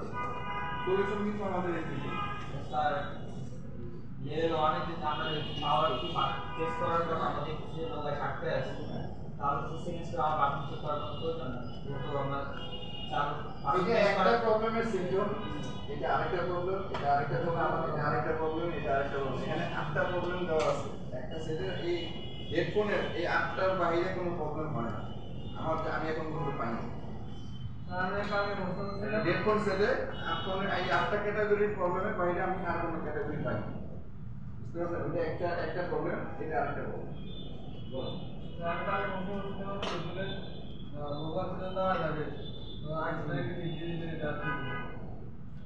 আচ্ছা, ওটা সিম্ফনি ছিল, ওটা সিম্ফনি, ওটা জাতীয় রোগ, কারণ আমি সিম্ফনিতে 8 বছর ছিলাম, ওই মডেলটা আমার ধারণা আছে, এই কারণে বছরটাতে হাতে কিনি, ঠিক আছে?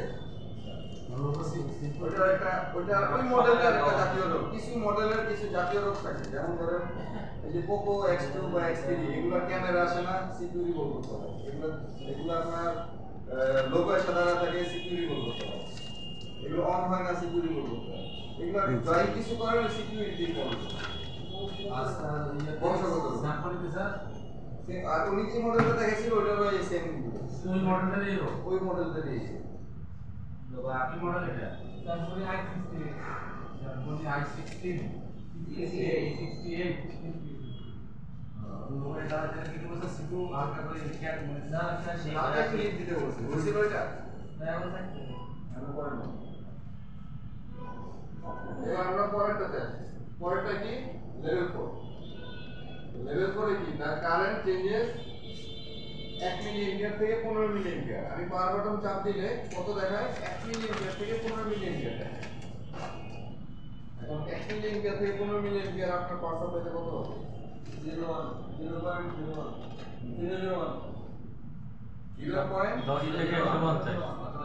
0.001 থেকে 0.015, ঠিক না?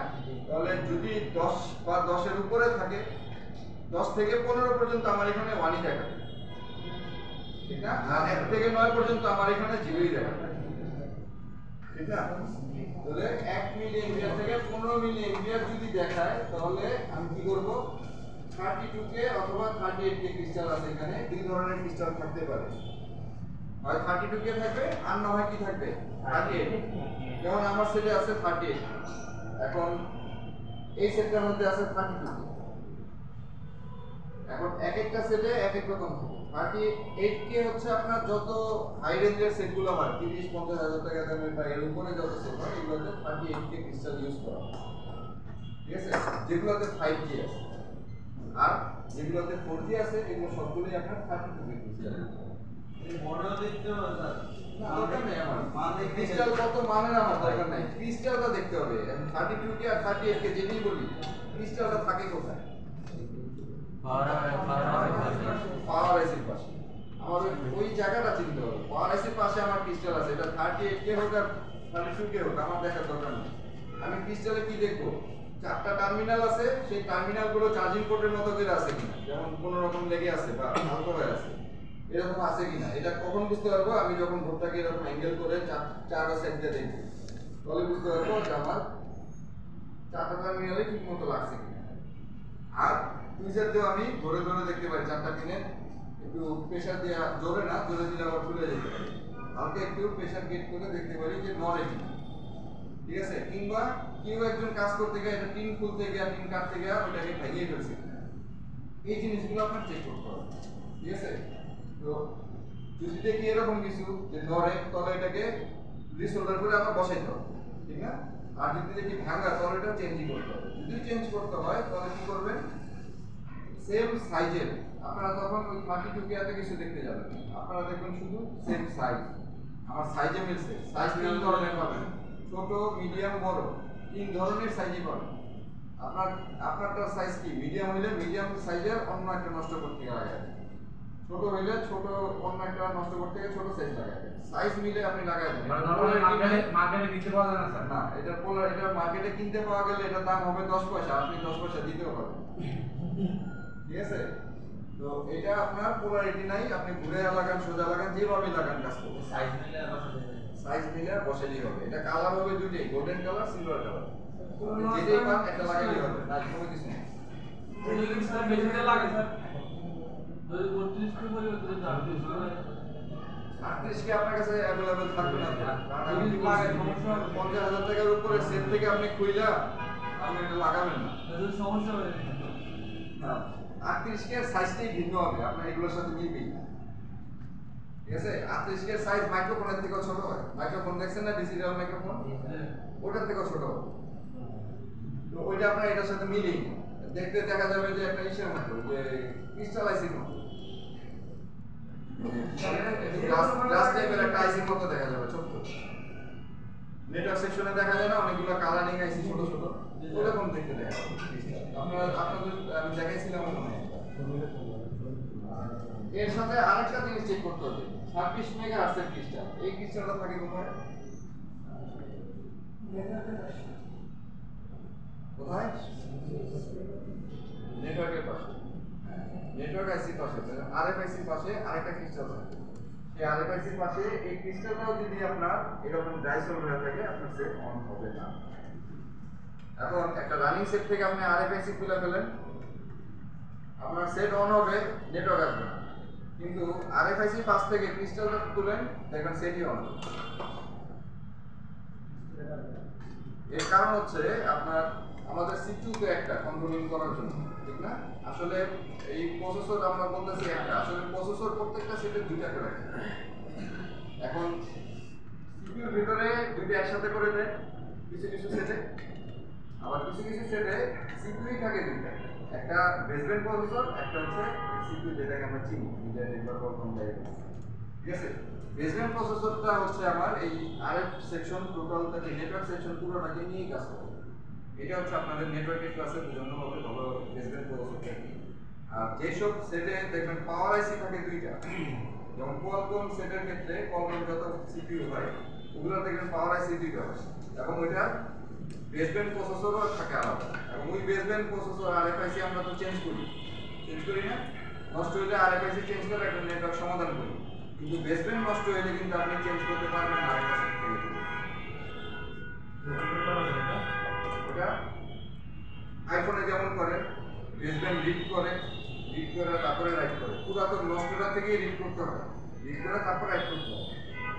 অ্যান্ড্রয়েডেও সেম কাজটাই করতে হবে, তবে এখনো অ্যান্ড্রয়েডের রিডের অপশনটা বের হয়নি, আর বেসব্যান্ড আইসিটা নষ্ট হয়নি এখন পর্যন্ত, আমরা এখন পর্যন্ত পাইও নাই নষ্ট হচ্ছে। তবে অনেকে ভুলে কি করে, নেটওয়ার্ক প্রবলেম হইলে বেসব্যান্ড চিনে না, আরেক আইসি মনে করে ওটাকে কি করে চেঞ্জ করে মার্কেট থেকে এটা কিনে এনে লাগে, ওটা নেটওয়ার্ক কোনোদিন সমাধান হয় না। তাহলে কি করবো স্যার? ওই আইসি নষ্ট হয় না সহজে, বেসব্যান্ড আইসি সহজে নষ্ট হবে না। সিপিইউ সহজে নষ্ট হয় না, নষ্ট করে কি আমার আপনার মতো কোনো একজন ইঞ্জিনিয়ার ওভার হিটের কারণে, না চাইলে কাজ করার কারণে। সিপিইউ কিন্তু সহজে ড্যামেজ হয় না, কোনো সিপিইউ সহজে ড্যামেজ হয় না। হ্যাঁ, ড্যামেজ দিতে পারে রম আইসি, র্যাম আইসি, এগুলো ড্যামেজ দিতে পারে, সিপিইউ সহজে ড্যামেজ হয়। ওইরকম বেসব্যান্ডও সহজে ড্যামেজ হয় না। তাহলে আমরা কি করব, এই ক্রিস্টালগুলো চেক করব, ঠিক আছে? জি স্যার। 1 মিলি অ্যাম্পিয়ার থেকে 15 মিলি অ্যাম্পিয়ার যদি হয় তাহলে ক্রিস্টালগুলো চেক করব। আর যদি এটাতে আমার সলভ না হয় তাহলে কি করব, আমি ইন আউট ভোল্টেজ চেক করব। ইন আউট ভোল্টেজে আমি কি চেক করব? ইন আউট ভোল্টেজ যেহেতু চেক করব, আমি কোথায় চেক করব? প্রাইমারিতে না সেকেন্ডারি? প্রাইমারিতে চেক করবো। প্রাইমারিতে চেক করব। আচ্ছা, প্রাইমারিতে যদি আমার ঠিক না থাকতো তাহলে এক রিডিং দেখাইতো না, এখানে তো বলতেছে 1 থেকে 15 দেখা। তো প্রাইমারি যদি আমার ঠিক না থাকতো তাহলে তো একই দেখাইতো, কারণ সেকেন্ডারিটা অ্যাক্টিভ হয় কখন, অন অফ সুইচ চাপ দেওয়ার পরে, আর প্রাইমারিটা অ্যাক্টিভ হয় কখন, ব্যাটারিটা লাগানোর সাথে সাথে, ঠিক না? প্রাইমারি কখন পাই আমরা? ব্যাটারি লাগাইছি সাথে সাথেই তো প্রাইমারি পাইছি, ভিভেট পাইছি, ভিপিএইচ পাইছি, সাথে সাথেই পাইছি না ভোল্টেজ। কিন্তু সেকেন্ডারিটা কখন চালু হয়? অন অফ সুইচ চাপ দেওয়ার পরে।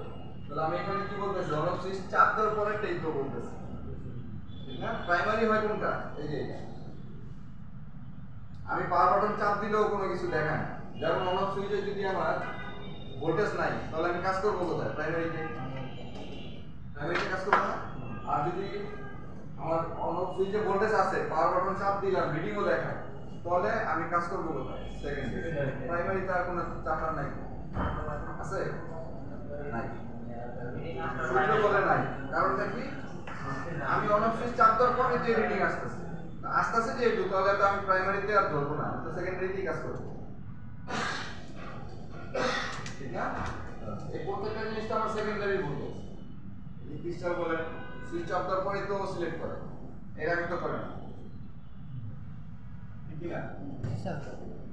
তাহলে আমি এখানে আউটের ভোল্টেজটা চেক করব। এখানে ইন আউট লেখি, বর্ণীয়তে ইন আউট লেখা থাকে, ইন আউট ভোল্টেজ লেখা থাকে না বর্ণীয়র মধ্যে, এর জন্য আমি ইন আউট লিখছি। মূলত এখানে কি করতে হবে, আমার আউটের ভোল্টেজগুলো চেক করতে হবে। পাওয়ার আইসি থেকে আউট হয় ভোল্টেজ, সিপিইউ পর্যন্ত যায় কার মাধ্যমে?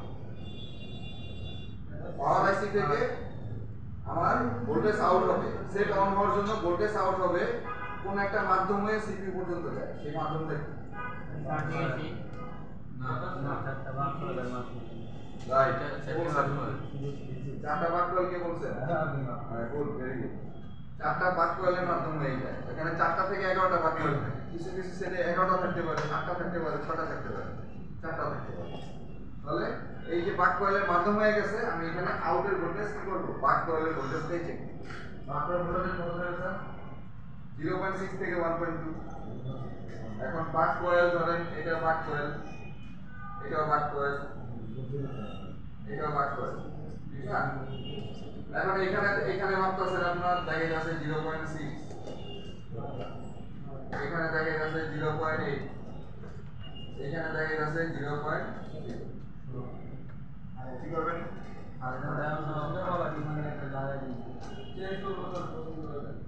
কয়েল তো নষ্ট হয়েছে, চেঞ্জ করতে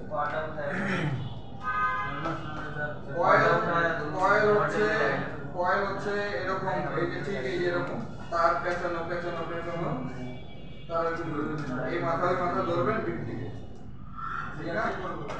তাহলে আর কি করতে হবে? এই কয়েলটা উঠাইলে আমার এখানে দুইটা টার্মিনাল বেরিয়ে, এই দুইটা টার্মিনালে আমার কয়েলের দুইটা মাথা লাগবে, ঠিক না? তাহলে আমার দুটো টার্মিনাল আমি কি করব?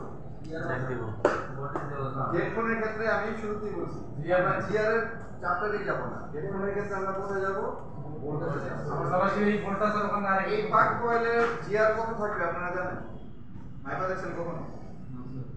বাক কয়েলের জিআর সবসময় 300 নিচেই থাকে। আপনারা তো নরমাল শুনে আসছেন কি 300 থেকে 1800 জিআর থাকে, কিন্তু এই বাক কয়েলের জিআর সবসময় 300 নিচে থাকে।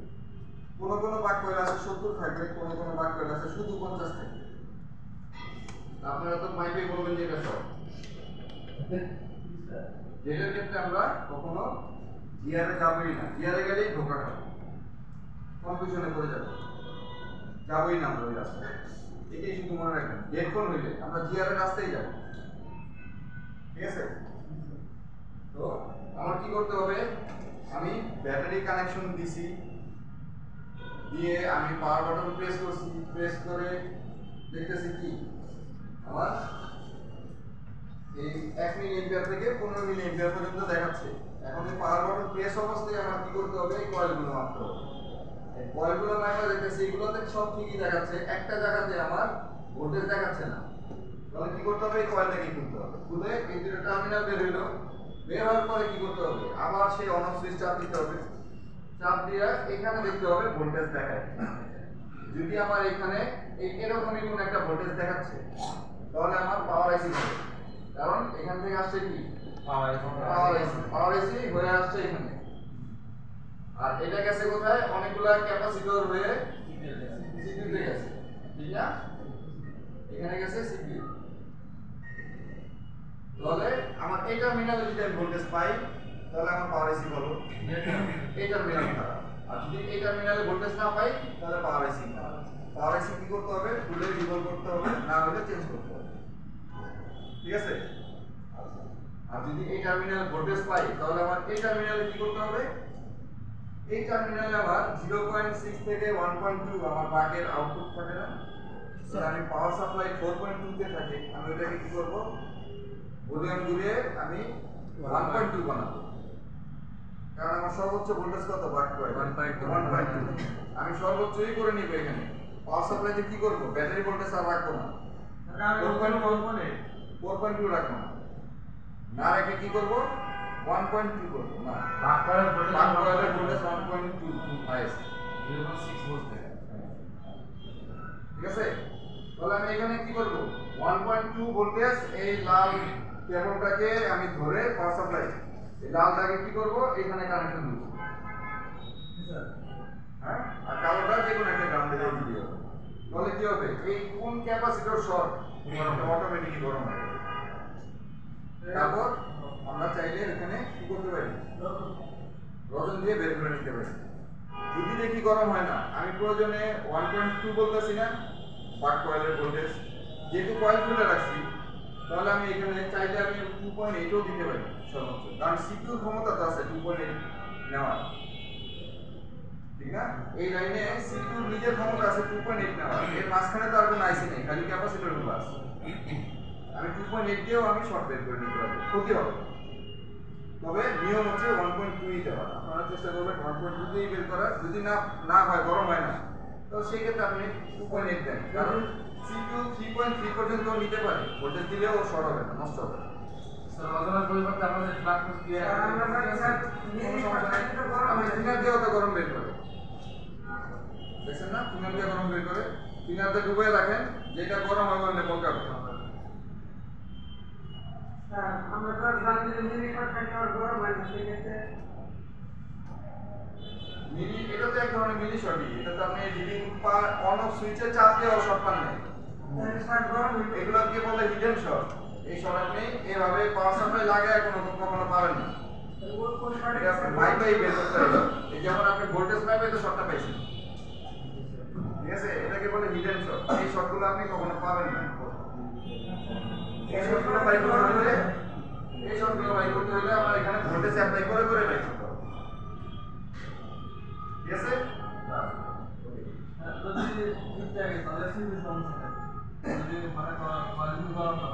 না, স্যার তো বললো যদি এখান থেকে লাইন এই পাশে ওই পাশে হয় তাহলে কোনো সিকিউর এই পাশে ভোল্টেজ আসলে আমার পিএমও পাবো, এই পাশে যাবে। এই পাশে খারাপ হলে কি করব, এখানেই হচ্ছে আমার ওই 1.2 ভোল্টেজ অ্যাপ্লাই করব, পাওয়ার সাপ্লাই অ্যাপ্লাই করলে এই কোন ক্যাপাসিটর খারাপ, এখানে আর কোনো কয়েল নেই, শুধু ক্যাপাসিটর আছে আর সিপিইউ আছে, এর বাইরে আর কোনো কিছু নেই। তাহলে আমার কোন ক্যাপাসিটর খারাপ সেটা বের ক্যাপাসিটর ভালো থাকলে তাহলে নিশ্চয়ই সিপিইউ খারাপ। কারণটা কি আমি বলবো, এখানে আমার ভোল্টেজ আসতে হবে, ঠিক আছে? এখানে ভোল্টেজ কখন আসবে, এগুলো যেমন আসছে আমার কয়েল খুললেও আমার এখানে থাকবে, লাগাইলে আবার এখানে আসবে। এটা আমার লাগানো অবস্থায় তো আমি কোনো জায়গায় পাইনি, যার ফলে তো আমি এটাকে খুলছি, খুলে আমি এখানে পাচ্ছি, তার মানে আমার এই পাশের কোনো একটা জায়গায় খারাপ। এই জন্য আমি এখানে ভোল্টেজ অ্যাপ্লাই করে আমি বের করে নিচ্ছি কোনটা খারাপ। হালকা হইলেও গরম হবে, যদি গরম না বুঝতে পারেন হাতের উল্টা সাইডে ধরেন, মোট কথা হচ্ছে হালকা হইলেও গরম হবে, ওই জায়গাটা বের করেন, বের করে ওখানে আপনি যখন এটা খুলে ফেলবেন, এখানে কিন্তু জিআর আর ওই 200 নিচে 300 নিচে আর থাকবে না, 300 উপরে উঠে যাবে। এই কয়েল যখন খুলে এই পাশে জিআর কিন্তু 300 উপরেই থাকে, 300 নিচে নামবে না। যখনই দেখবেন 300 নিচে কোনো ক্যাপাসিটর দেখাচ্ছে, ওই ক্যাপাসিটর খুলে যাবে, ঠিক আছে? তখন আপনার ওই জিআরও বেড়ে যাবে। কারণটা কি, কয়েল লাগানো অবস্থায় জিআর সবসময় 70, 50, 80 এরকম, কয়েল খুলে ফেললে জিআর বেড়ে যাবে। আমরা জিআর রাস্তায় না নিতে আমি ভোল্টেজ অ্যাপ্লাই করলে এমনিতেই গরম হবে, হালকা হইলেও গরম হবে, গরম ছাড়া আপনি পাবেন না।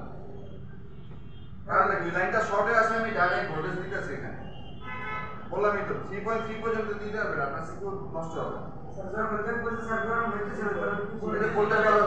স্টেপ বাই স্টেপ বাড়াবেন, 1.2 এর জায়গায় 1.5 করেন, 1.8 করেন, 2.2 করেন, এইভাবে করে স্টেপ বাই স্টেপ বাড়াইতে বাড়াইতে আপনি 3.3 পর্যন্ত যান, সিপিইউ নষ্ট হবে না। কিন্তু ক্যাপাসিটর যেটা শর্ট, ওইটাই একমাত্র গরম বাড়বে, গরমের পরিমাণটা বাড়বে, ঠিক আছে?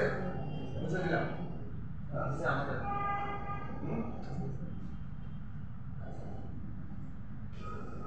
এবার আসি আমরা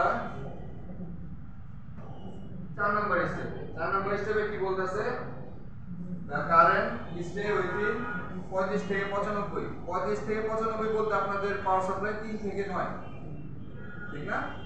আমি পাওয়ার বাটন প্রেস করলে, প্রেস করার পরে দেখতেছি 20, 30, 50, 100, 150, 200 যাই উঠুক, ছেড়ে দিলে কি হয়, 35 থেকে 95 তে আইসা দাঁড়ায় আছে। নিচে দুইটা না, এটা ঠিক ছিল তো, আর এই দুটার মধ্যে নাই, এই দুটার মধ্যে এটা ঠিক ছিল না, এই ঠিক ছিল না, এই যে এখানে এসে শেষ, ঠিক আছে? আর এটা ঠিক ছিল ওই যে এখানে এসে শেষ, ঠিক আছে? ঠিক ছিল না, আমারটা সাদা হয়ে গেছে, তো এটা আমরা চেঞ্জ করতে হবে।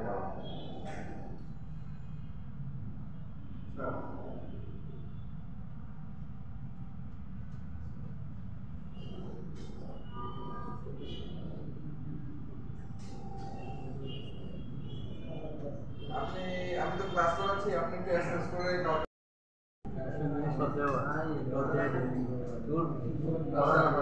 35 থেকে 95 তে এসে দাঁড়ায় থাকে, সেক্ষেত্রে আমরা কি করবো, এই স্যার 35 থেকে 95 তে এসে দাঁড়ায় আছে, আমি পাওয়ার বাটন চাপ দিলাম, 20, 30, 50 এরকম স্টেপ বাই স্টেপ উঠে রিডিং পাওয়ার সাপ্লাই উঠে কি হয়, আমি পাওয়ার বাটন ছেড়ে দিলে আবার 35 থেকে 95 এর মাঝে যে কোনো একটা জায়গাতে এসে দাঁড়ায় থাকে। দাঁড়া থাকলে কি করবো, যদি দাঁড়া থাকে তাহলে আমরা সেম কাজটাই করবো। কি কাজ করবো, ওই যে আউটের ভোল্টেজ, সেম কাজটাই করবো, আউটের ভোল্টেজ ওই যে বাক কয়েলগুলোই আবার ঠিক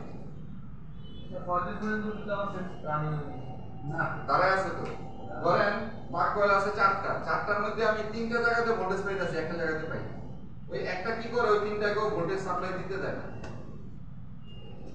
ওরা অন হইতে চায়, দাঁড়ায় আছে, কিন্তু সিপিইউ কে অ্যাক্টিভ করতে দেয় না, আরেকটা ভোল্টেজ দিচ্ছে না, যার কারণে অ্যাক্টিভ হচ্ছে। এই জন্য আমার কি করতে হবে, আমার প্রত্যেকটা ভোল্টেজ থাকতে হবে, আর নয় আমার সিপিইউ প্রপারলি কাজ করবে না, ঠিক আছে?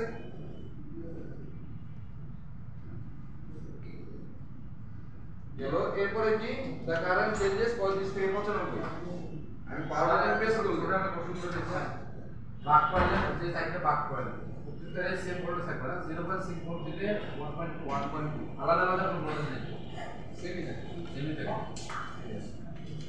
সেমই থাকে, কখনো কখনো আলাদা হয়, 4টা জায়গায় 6টা মিলে তখন একটু ঠিক। সেটা বোর্ডেও দেখা দরকার আছে, বর্ণীয় ভোল্টেজগুলো দিয়ে দেয় স্কিমেটিক ডায়াগ্রামে তো আপনার স্কিমেটিক ডায়াগ্রামের মধ্যেই ভোল্টেজ দেয়া থাকে এটা অ্যাকুরেট ভোল্টেজ দেয়া বর্ণীয়তে তো অনেক সময় টাইপ করতে ভুল করে স্কিমেটিক ডায়াগ্রামে টাইপ করতে ভুল করে এটা তো কোম্পানি মাদারবোর্ড তৈরি করার আগে ওই ডায়াগ্রাম তৈরি করছে এখানে ভুল হওয়ার কোনো চান্স নেই The current changes 35 থেকে 95 দেন সেম রিডিং কিন্তু 35 থেকে 95 কিন্তু পাওয়ার বাটন যদি ছেড়ে দেন হয় 0 হয়ে যায় আর নাহলে 35 থেকে 95 এর মধ্যে ফ্ল্যাকচুয়েট করতে থাকে ওটা নামে করতে থাকে যদি এমন হয় তাহলে কি করব কতদিন আমরা এটা করছি কতদিন কি করছি কম্পিউটারের সাথে কানেক্ট করে আমরা দেখছি ড্রাইভার পাইনি বাস্তবে এরকম আমরা ড্রাইভার পাইনি আজ পর্যন্ত আমিও পাইনি গতদিন আমরা এরকম একটা বোর্ড নিয়ে চেক করে দেখছিলাম ড্রাইভার পাইনি কম্পিউটারে ওই লাইন এর উপর শব্দ হয় না শব্দ হয় না ড্রাইভার দেখায় না ঠিক না মিডিয়াটেক হলে তো মিডিয়াটেকের ড্রাইভার আসে কোয়ালকম হলে কোয়ালকমের ড্রাইভার আসে যদি আমি কম্পিউটারের সাথে কানেক্ট করি ঠিক কি না গতদিন করছিলাম আমরা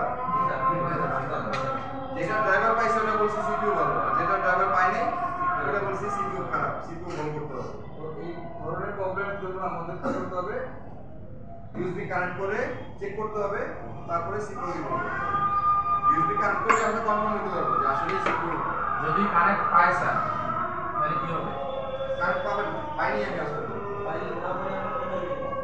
না পাইলে আমরা তাহলে সিপিইউ করব না পাইলে আপনি না পাইলে কি আপনি সিকিউরিটি করবেন আর যদি পান এমন যদি হয় আমি আজ পর্যন্ত পাইনি যে এমন পাওয়া গেছে এই দিনই যদি এমন হয় যে আপনি পাইছেন যে কানেক্ট ড্রাইভার দেখাইছে তাহলে ওইটা আমাকে একটু নোটিফাই করবেন দরকার হলে হোয়াটসঅ্যাপে মেসেজ দিবেন যে স্যার মিডিয়াটেকের একটা সেট আমি পাইছি এত থেকে এত রিডিং দেখায় কিন্তু কম্পিউটারের সাথে কানেক্ট করলে আমার পোর্টও পায় তাহলে আমি কি করব ওইটা নিয়ে আমি আবার ওইটা ডাটাটা আমি আবার এখানে ইনজেক্ট দিব ওইটা আসলে কোনো জায়গাতে সমস্যা যদি এরকম পান আপনারা আমি আজ পর্যন্ত পাইনি যদি পান তাহলে আমি ওইটা নিয়ে আবার কাজ করবো কাজ করে হয়তো বা এখানে সিকিউর আগে যে আরেকটা বক্স বানাবো বানায় হয়তো বা যেখানে সমাধান হবে ওইটা আমি এখানে এইভাবে করে এটা মডিফাই চলতেছে তবে আপনি অত বুঝি পান নাই স্যার আমি এখন বলতে পাই এই জন্য আমি এখানে আপডেট করে দিই ঠিক আছে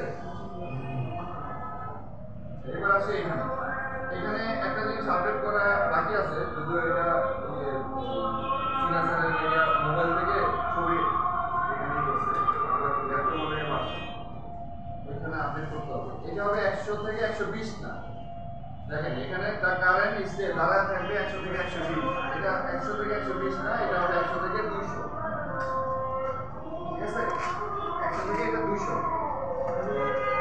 আমি পাওয়ার বাটন প্রেস করলে 100 থেকে 200 তে এর মধ্যে যে কোনো একটা জায়গাতে এসে দাঁড়ায় যদি এমন হয় এমন কিন্তু আমরা একটা জায়গায় পাইছি কোথায় পাইছি লোগো এসে দাঁড়ায় আছে যখনই দেখবেন কোন সেট লোগো এসে দাঁড়ায় আছে ওই সেটটা আপনি পাওয়ার সাপ্লাইতে লাগাই চেক করে দেখবেন 100 থেকে 200 মধ্যে এসে দাঁড়ায় আপনি সফটওয়্যার ডিজাইন সলভ হয় নাই এটা লেভেল 1 এর কাজ ছিল সফটওয়্যার দেওয়া সফটওয়্যার ডিজাইন কিন্তু সলভ হয় নাই ভাষণ অনুযায়ী সফটওয়্যার ডিজাইন তারপরে সলভ হয় নাই সেই ক্ষেত্রে আপনার এটা লেভেল করে কি করতে হবে রম আইসিটাকে খুলে প্রোগ্রামিং করতে হবে প্রোগ্রামিং করতে স্যার আইসিটাকে খুলে ফ্যাক্টরি ফাইল ওটার মধ্যে ইনস্টল করতে হবে আইসি খুলে আইসিটা একটা ডিভাইসে কানেক্ট করে তারপর এটা প্রোগ্রামিং করতে হবে এখানে একটা বিষয় আছে আপনি যখন এই প্রবলেমটা পাবেন এটা অ্যাডভান্সের ক্লাস স্যার এটা অ্যাডভান্স এই প্রবলেমটা যখন পাবেন তখন কি করবেন আপনি রম আইসিটা খুলবেন খুলে আইসিটা রিভলভ করবেন রিভলভ করে ক্লিনার দিয়ে ভালো মতো ওয়াশ করবেন ওয়াশ করে আপনি যেখানেই কাজ করেন ওর আশেপাশে কারো না কারো কাছে এরকম ডিভাইস পাবেন যে প্রোগ্রামিং এর কাজ করে যেই কাজ করে তার সাথে একটা সম্পর্ক তৈরি করে নেন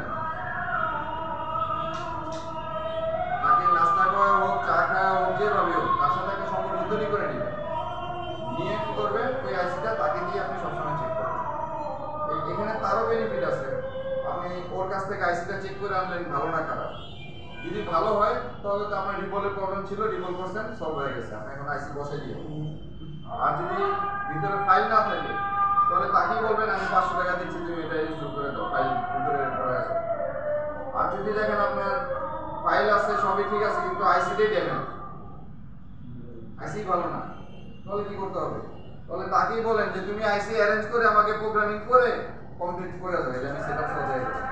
আইসে আমরা ভালো কি 10 মিনিট আমরা সেট করব না স্যার? ডিভাইস তো থাকতে হবে আপনার কাছে।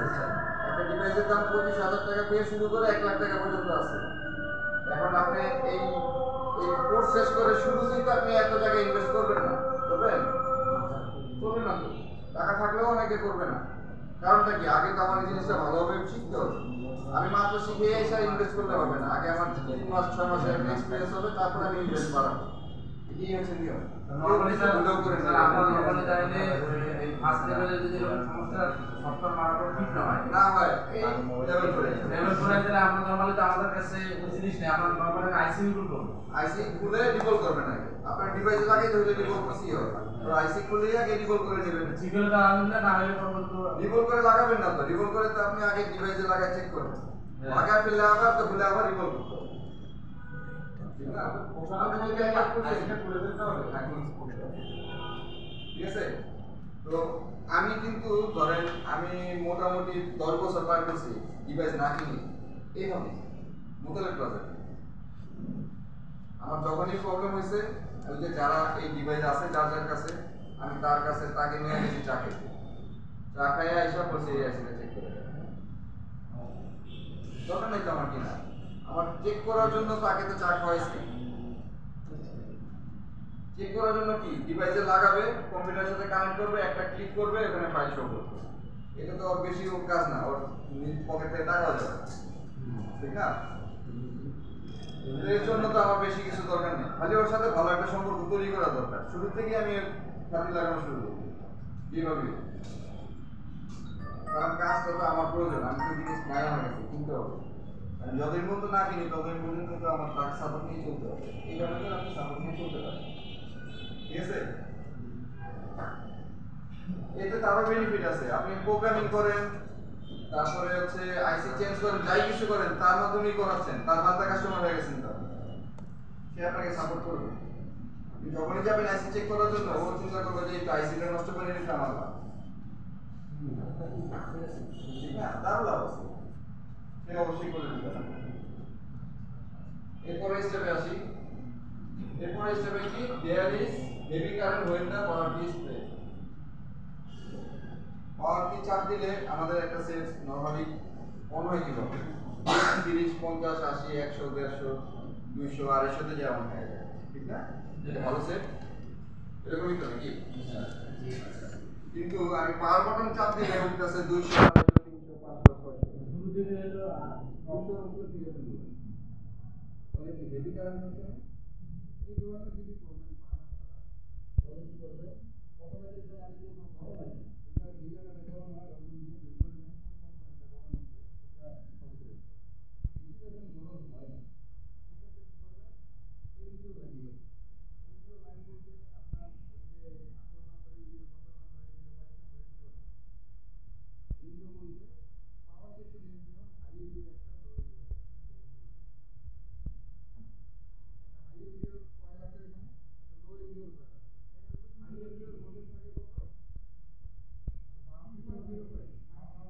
হাই এলডিও একটা, লো এলডিও একটা।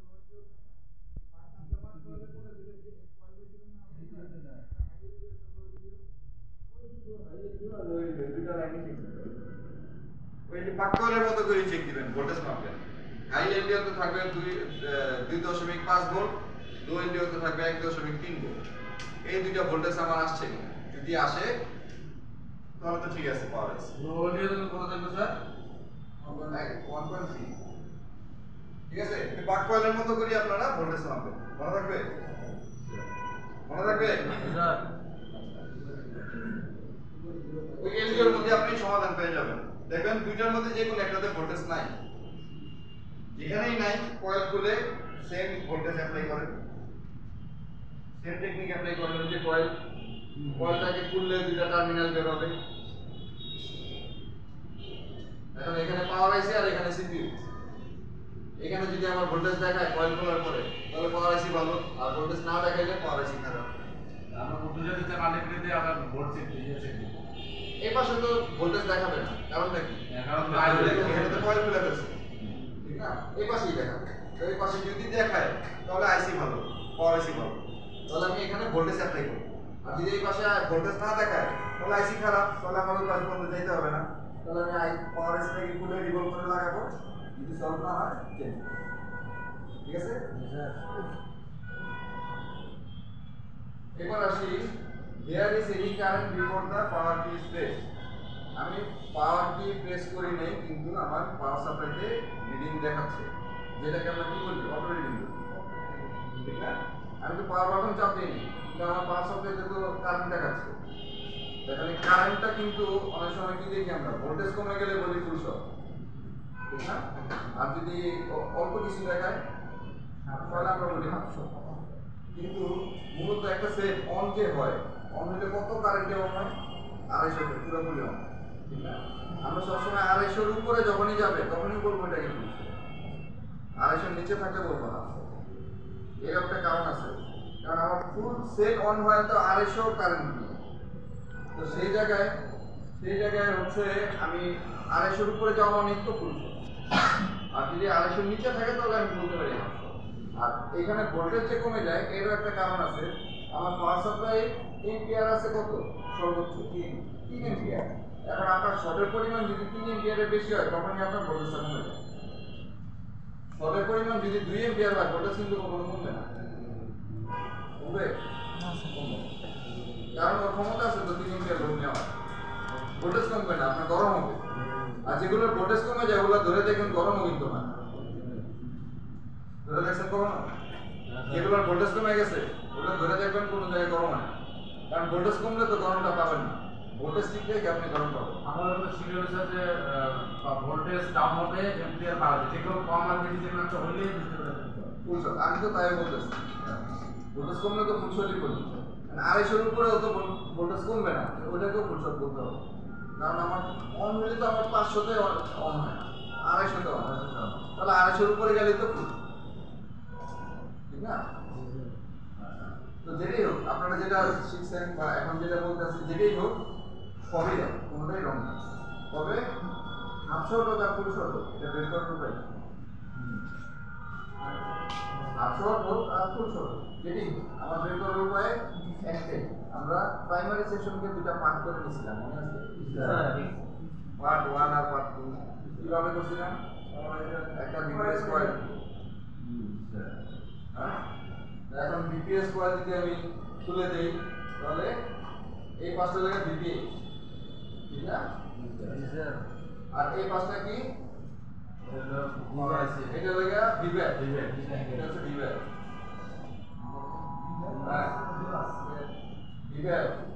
বিভেদ অথবা বিভাগ, হ্যাঁ? তারপর লাগানোর পরে তো ভাই বলতে এটা জায়গা বিভেদ অথবা বিভাগ, আর এটা জায়গা আমি এটাকে যদি খুলে দিই আমাদের দুটো টার্মিনাল বের হয়ে গেছে,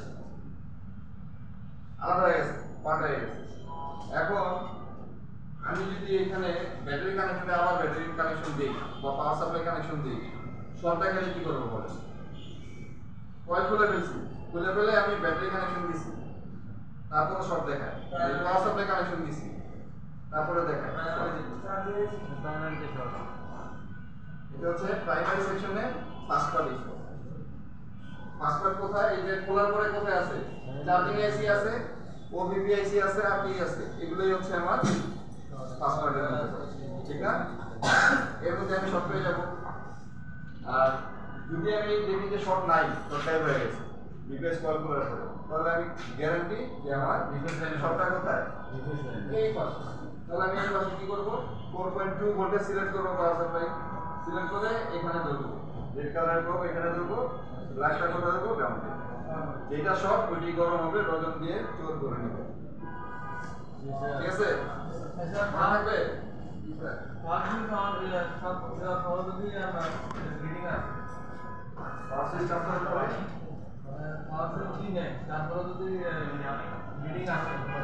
হ্যাঁ, সেটার জন্যই তো বললাম আমি পাওয়ার সুইচ চাপ দেই নাই, কিন্তু রিডিং অটো দেখাচ্ছে, এটা নিয়ে তো এতক্ষণ বললাম।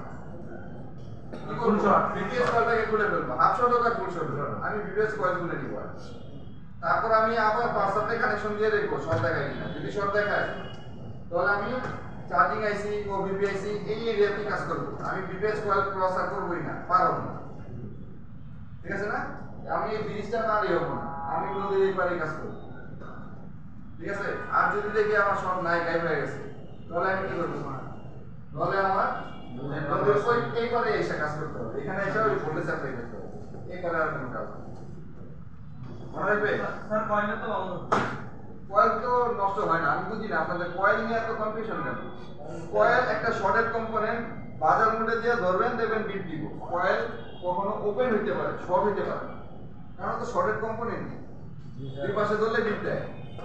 ভিতর থেকে তার যদি ছিঁড়ে যায় তাহলে দুই পাশে ধরলে বিট দিবে না, ওপেন হইতে পারে। কয়েল নষ্ট হইলে ওপেন সার্কিট হয়, শর্ট সার্কিট হয় না।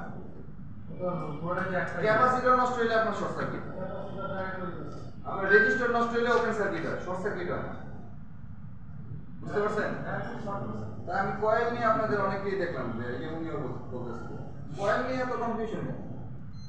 Coil shorted component, resistor, short এগুলো তো সিরিজে বসে, এটা সবসময় মনে রাখবেন, ঠিক আছে? আর কিছু বুঝতে পারলাম? এখন এই রিডিংটা যদি মনে রেখে কাজ করতে পারেন তাহলে আপনি যে কোনো সেট রিপেয়ার করতে পারবেন। হেডফোন এখন প্রসেসর হোক কোয়ালকম, স্পেকট্রাম আর জিটি সবই করতে হবে, খালি একই বিটিং একটু চেঞ্জ করে নিতে হবে। তবে যে আমি বলছি দাঁড়ায় থাকবে, পড়ে যায়, জিরো হয়ে যায়, এই জিনিসগুলো হচ্ছে আপনার কোয়ালকম বলেন আর স্পেকট্রাম বলেন সবগুলোর ক্ষেত্রে সেম হবে। খালি কি আমি এখানে বলতেছি 35 থেকে 95 যে আইসা দাঁড়ায় থাকে, দাঁড়া থাকলে কি করতে হবে? ওইখানে হয়তো 35 থেকে 95 না, ওইখানে হয়তো পাবেন আপনি 20 থেকে 80। যেগুলো দাঁড়া থাকে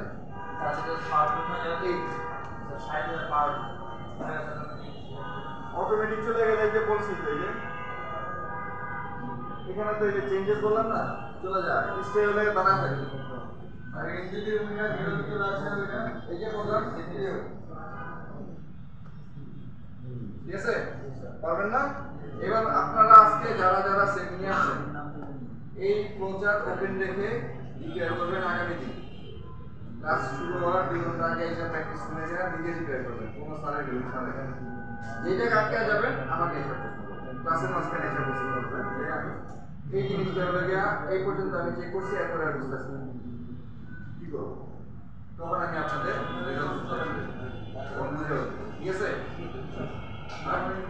যারা যে সেটে আছেন এগুলো আপনি আপনারা নিজেরাই রিপেয়ার করবেন এই নিয়ম অনুযায়ী। যে জায়গায় আটকে যাবেন সেই জায়গাতে আমাকে এসে প্রশ্ন করবেন আমি এতটুকু পর্যন্ত করছি, এরপর আর বুঝতেছি, তখন আমি আপনাকে ঠিক আছে? আর আরেকটা জিনিস, একটু বসেন, আরেকটা জিনিস, আপনারা তো ধরেন এই কোর্সে ভর্তি হয়ে আপনারা অনেকগুলো টাকা নষ্ট করছেন না স্যার, না? না স্যার, অনেক কিছু শিখতে পারছি। ইনকাম করছেন না স্যার, টাকা তো নষ্টই করছেন, অনেক কিছু শিখতে পারছি স্যার। কিন্তু টাকা তো গেছে এখান থেকে, আপনাদের পকেটেই গেছে, ফ্যামিলি পকেটেই গেছে। যাই হোক, কথা হচ্ছে আপনি কোর্স ফি দিচ্ছেন, আপনার থাকা খাওয়ার খরচ গেছে, ঢাকায় যারা আছেন তারা আসা যাওয়ার গাড়ি ভাড়া গেছে, তো মোটামুটি অনেক অঙ্কের টাকাই গেছে আপনার। তো এখন সামান্য পরিমাণ আরেকটু ইনভেস্ট করবেন আপনার নিজের পিছনে, যেটা আগামী ধরেন ধরলাম আমি 8 দিন আছে আপনাদের ক্লাস আছে আরো বেশি, আমি ধরে নিলাম 8 দিন আছে। এই 8 দিনের জন্য আপনি নিজের পিছনে সর্বোচ্চ আপনার 1000 থেকে 1500 টাকা খরচ করবেন। কি করবেন এই টাকাটা দিয়ে? এই টাকা দিয়ে আপনি নষ্ট কিছু মাদারবোর্ড কিনবেন, এই মাদারবোর্ড কিনতে পারেন, অথবা এর থেকে ভালো মাদারবোর্ড কিনতে পারেন, 200 টাকা দামের গুলো কিনতে পারেন। মোট কথা হচ্ছে আপনি কি দেখে কিনবেন? আমার প্রসেসর কি স্পেকট্রাম কিনা, প্রসেসর কি মিডিয়াটেক কিনা, প্রসেসর কি কোয়ালকম কিনা, ঠিক আছে?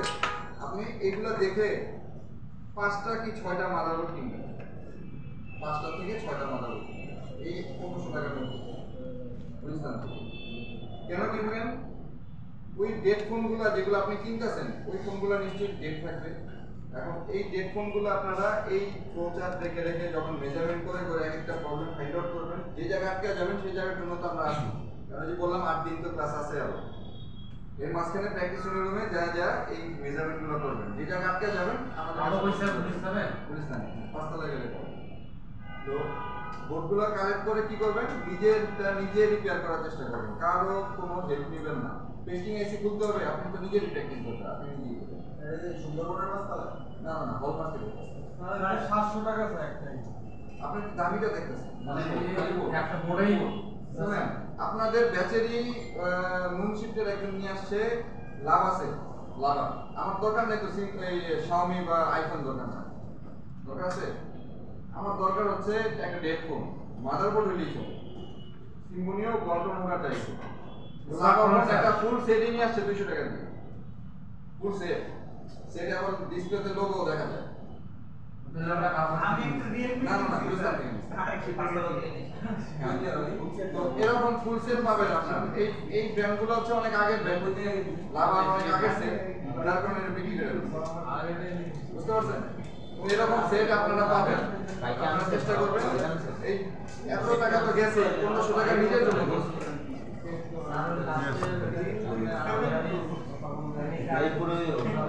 অটো রিডিং যেটা বললাম, অটো রিডিং কিংবা প্রচুর মিলে আমার কি বলতে হবে, বিপিএস কয়েল মিলে প্রাইমারি সেকশনের পার্ট 1 আর পার্ট 2 কাজ করতে হবে।